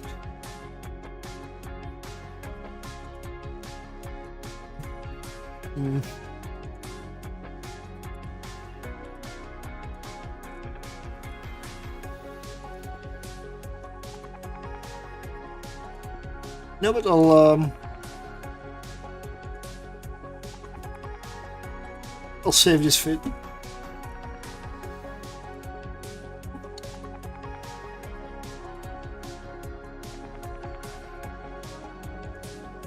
This is the one that I had. I have not tested this yet. Damage control instead of the multi-spectrum. It is similar. But a capacitor booster instead of a double cap battery and a quarterly A-type afterburner. It's a very similar fit. Maybe we can do an exchange of trig industrial material for my bills, help with your expenses. Yeah, that is possible. That is possible. And this is a good sign, if there are already 2 fits that are in tier 3 that are very similar. Sometimes that means that it might work.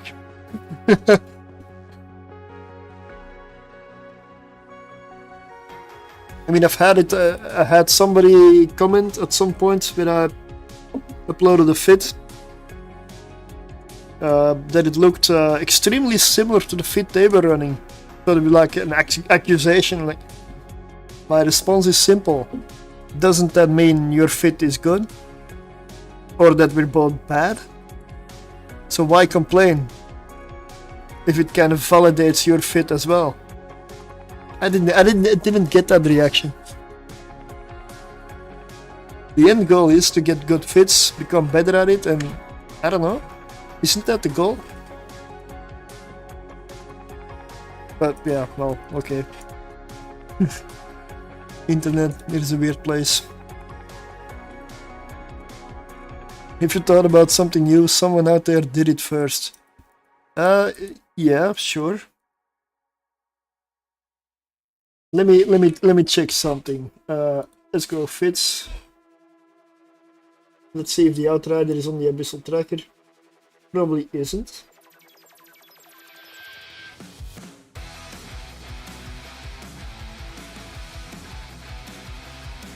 Because new ships rarely seem to get added. Nope. It is impossible currently to post a fit on the Abyssal tracker for the Outrider.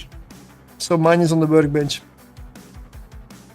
I've got many ships that I run Abyssals with that I am not able to post on the Abyss tracker. Because the Abyss tracker will tell me that this ship does not run Abyssals, even while I'm in one.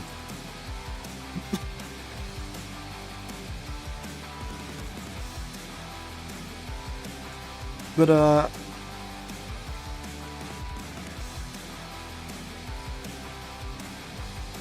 just to show the power of the retribution, I'll run one with the retribution, and that's gonna be the last abyssal that I do today, because I need to wrap up, because I still have to go to work tomorrow, badly.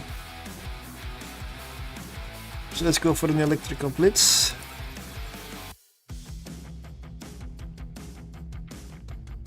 That would be this one. DPS, you can see it right here, 443. Absolutely insane.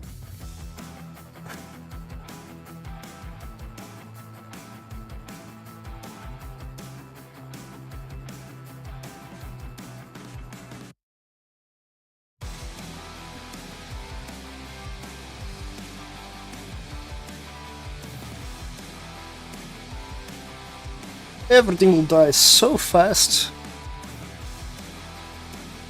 that it has no chance to hit me.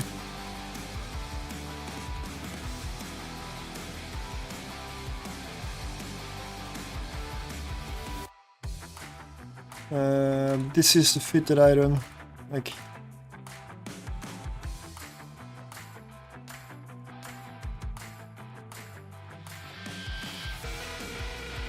Triple heatsink.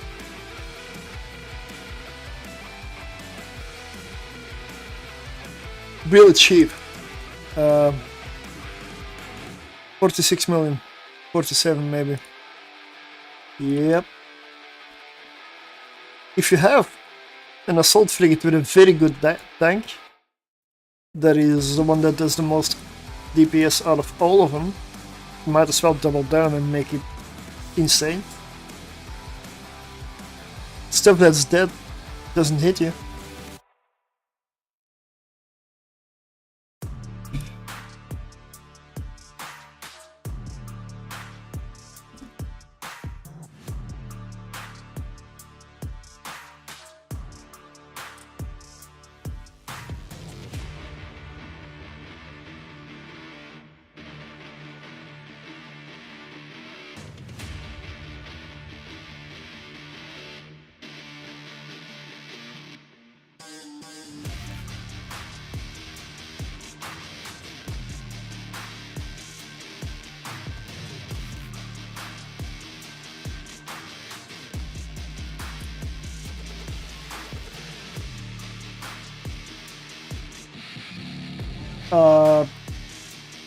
Maybe I don't have specialization 5, but every other skill will definitely be maxed, yes.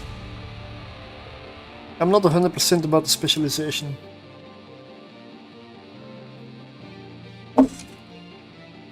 What is it, spells?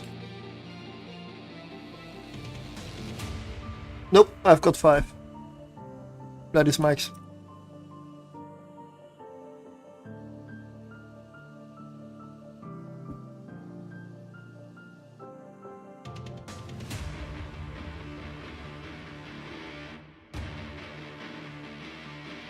I could have also flown this one better.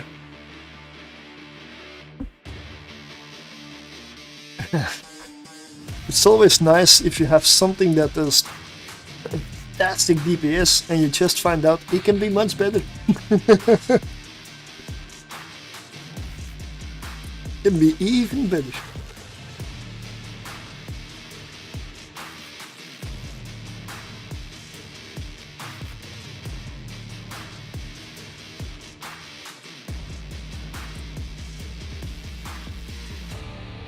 But the tier 3 solo confessor, if that consistently works, that might be something that's decent to run, really. Let me quickly check on the abysstracker, I have it open anyway. Solo destroyer tier 3 gets 22 million, 23.4 million average on the abysstracker. Yeah, that's okay, right?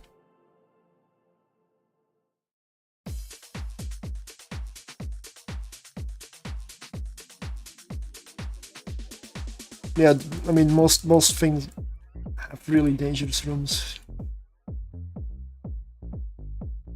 I'll try it out.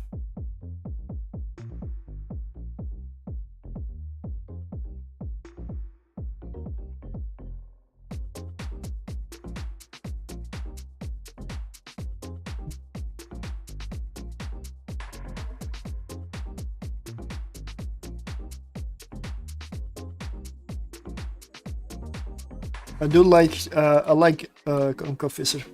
I definitely like a confessor. I also wish Svipple was a little better, but Svipple's the weirdest one of them all. It's like some kind of a transformer gone weird.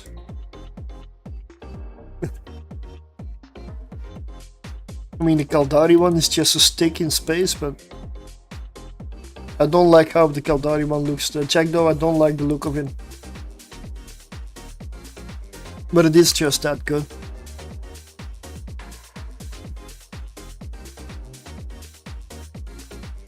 The Hecate and the Confessor are two of the best looking ones. Yeah, the Confessor is very tanky. And the Jackdaw is good in like speed tanking. with kiting with long range. Also gets nice bonuses even if you fit it with rockets. But you mostly use with light missiles.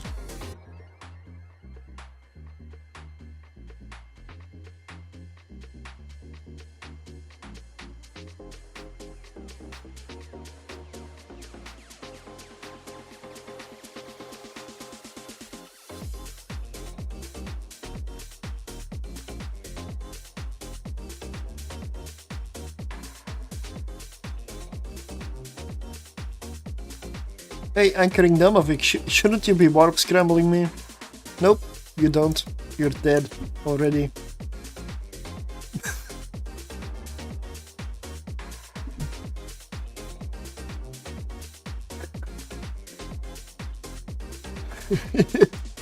He got what he was supposed to do.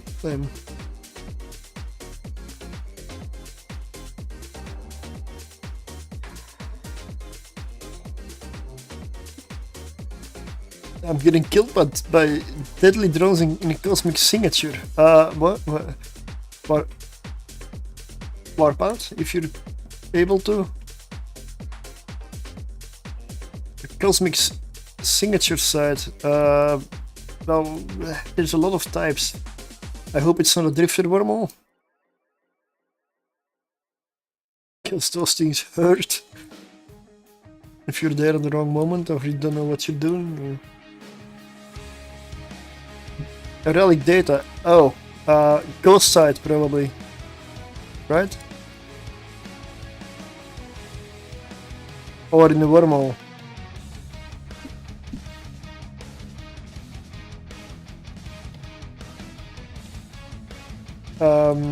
If you're in a wormhole, anything that's called forgotten or unsecured is remembered and secured. Yeah. If you're in low class wormhole like 1 to 3, you want to go for anything that has Sancha, Guristas, Angel, Blood Raider in the name. Those are the regular ones that do not spawn rats. If it's forgotten, no, unsecured perimeter something, there will be sleepers. There will be sleepers. Okay, yeah. But if you're not in the combat ship, avoid the unsecured, forgotten, those kind of things. Just try to avoid them.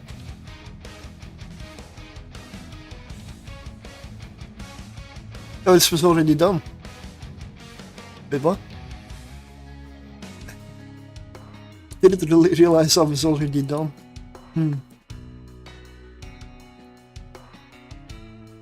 Yeah. I've spent about 8 years in wormhole space, probably more put together. I've been in all the classes, tier 1 to 6, and even shattered. It is consistent. If it says forgotten, it's not forgotten. Don't be fooled. So many ships die in there, man. I see it so often, like somebody in a Heron enters system. There's one data or relic site, it's an unsecured one. And you're just sitting there on D-scan, when will the wreck pop up? When will the capsule show? It's like quite often.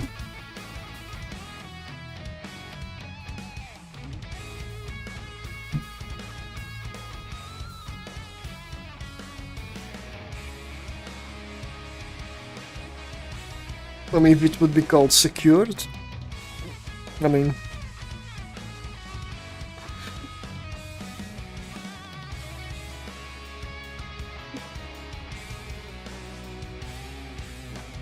oh,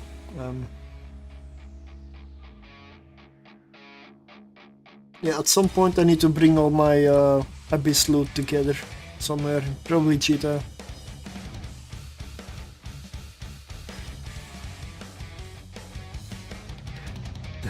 With ghost size can be fun.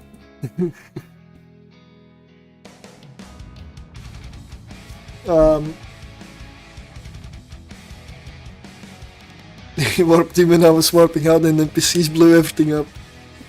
Well, we once, with our class 6 wormhole PvP group, we had a nullsec, a direct nullsec, and in that nullsec was a Stratios running a ghost side. We were prepared to go out in our confessor fleet, like remote repair confessor fleet. Full dead space blinked up, like expensive as hell. We jumped out and our tackle, like, oh, I've got a Stratios, I've got him tackled.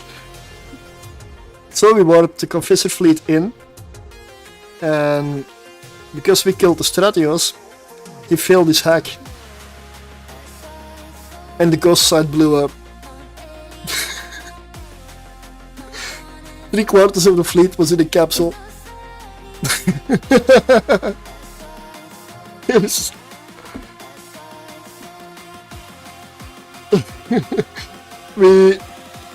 we blew ourselves up essentially.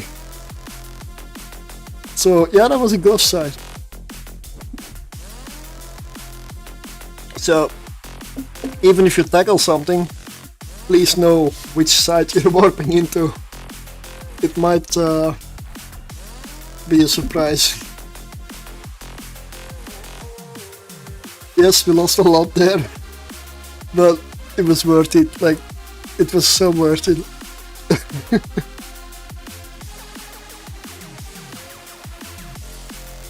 But yeah, watch out with that stuff. Those sides blow up. Yeah, I've got these destroyers to go through as well, and yeah.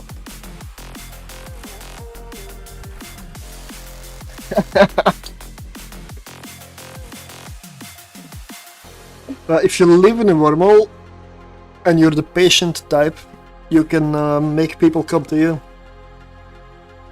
Run all the sites in the wormhole, leave one data relic up, and any explorer that comes in will inevitably find itself warping into that side. And if you're just cloaked, sitting there waiting, you have like a... Okay, if you're high sec, for example, if you're in a high sec classic static, it's next to Jita, you can have so many people come in. And I know it's a dirty trick, but you can blow up a lot of people. Well, unfortunately, a lot of newbies, because those are the people that just warp in usually. But that's, I guess, yeah, not that fun. But they did enter the wormhole. If they enter the wormhole, they get this pop-up. Dangerous space, are you sure? It's there for a reason. If you enter the wormhole, people are allowed to kill you. That's how that works. Also the other way around. But I'm gonna end it here for today. I was told to never enter the wormhole from Jita. Well, if it's close to Jita, because in Jita is impossible. Wormholes don't generate there. There's usually a lot of traffic around there. Hey, Autonomous, good. Yeah, morning. I am definitely about to end the stream. It's 4 AM for me, and well, I need to get up at noon or sooner to go to work. I still want to sleep.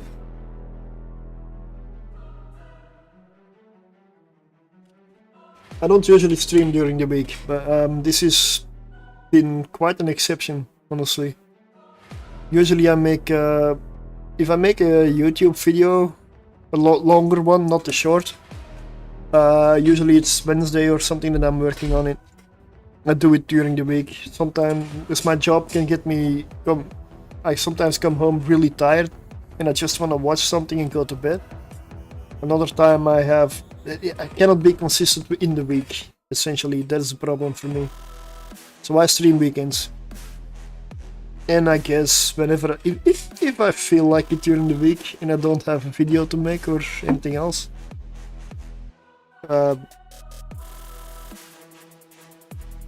I have a lot of stuff still to test.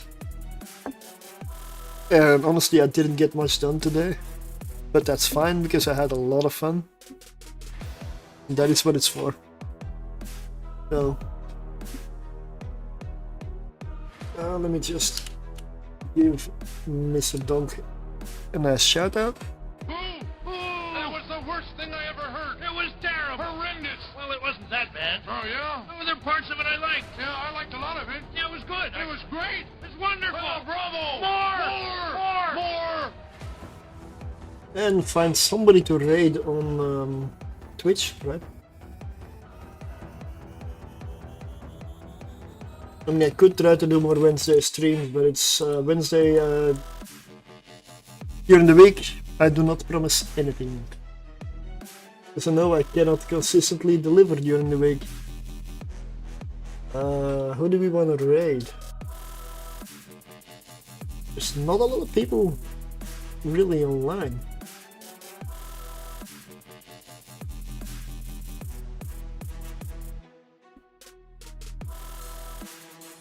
Ended. Raided him recently. But the Bondi is mining. Don't believe I've really raided him a lot. Let's go. Always love raiding different people.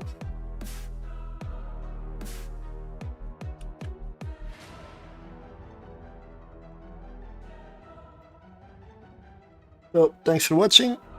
I will be back on Friday, and Friday will be another game, because it's the end of the year. I'm gonna get back into World of Warships, so that's gonna be Friday. Saturday, Sunday will be Evil Line, for sure. But Friday will be World of Warships.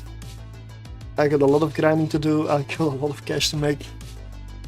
I've been playing it since beta, so I've taken breaks, plenty of breaks, but yeah, guess it definitely had its downsides over the years. But thanks for watching, see you next time.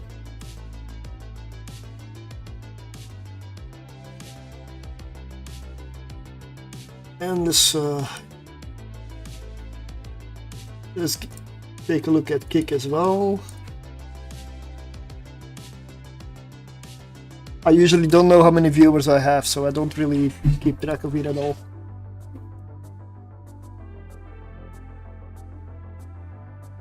I didn't even refresh my dashboard. Is there anybody else streaming on Kick? Something I also don't know. Thank you for the follow. Sometimes even online category on Kick is just dead. And today it is not. Okay.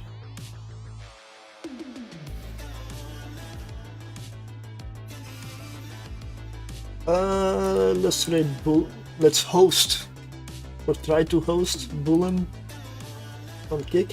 I don't know. Let me check. I'm inexperienced with the Kick hosting.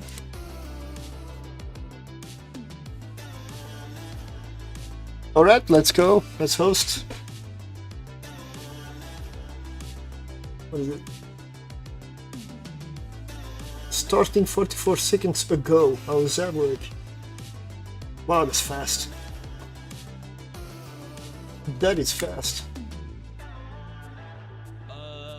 YouTube, thank you for watching, and I will see you on Friday. Next time. Lord, what's good?